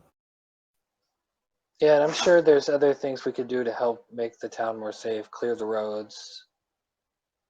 After And this Halia, the is crafty less- I have a feeling Halia, the crafty businesswoman she is, if we call her out to the public about the deal we made about delivering the head, could still get paid. Especially, she doesn't want to be seen as going back on a deal. Be bad for business. She just didn't want us to kill all the Red Brands. She didn't say anything about they had to stay in town. Exactly. Though they are just thugs, I don't see if they need to. I don't see why they'd have to live. They've made this town miserable, from what we can tell. Oh, well, where do you think all their gold goes? I mean, sure, it's the sleeping giant, from what we've been told. I'm sure they also store it Yeah, they've been stealing. in their place. We can repay the townspeople all the money that was unrightfully taken. I remember hearing this actually reminds me of a story I was told in the orphanage of this man who wore green clothes and tights and had a funny hat who would actually steal from corrupt rich people and give them to the poor. I can't remember his name off the top of my head. But I was told that story many years ago as a young child in that orphanage. I think I read that book. Yes, the Hooded Robin. I've heard of that story. Oh, yes, the Hooded Robin, of course. The name escaped me. Thank you, Thoros. The name escaped me. Maybe we should take a chapter from his book. Yes, we could give it back to better than anybody else here. Yeah, because then they could probably use that money to maybe hire some actual pay for a proper guard. Yeah. Yes, Malik. And I thank you for your insight. I guess we should go to the manor then. Very well.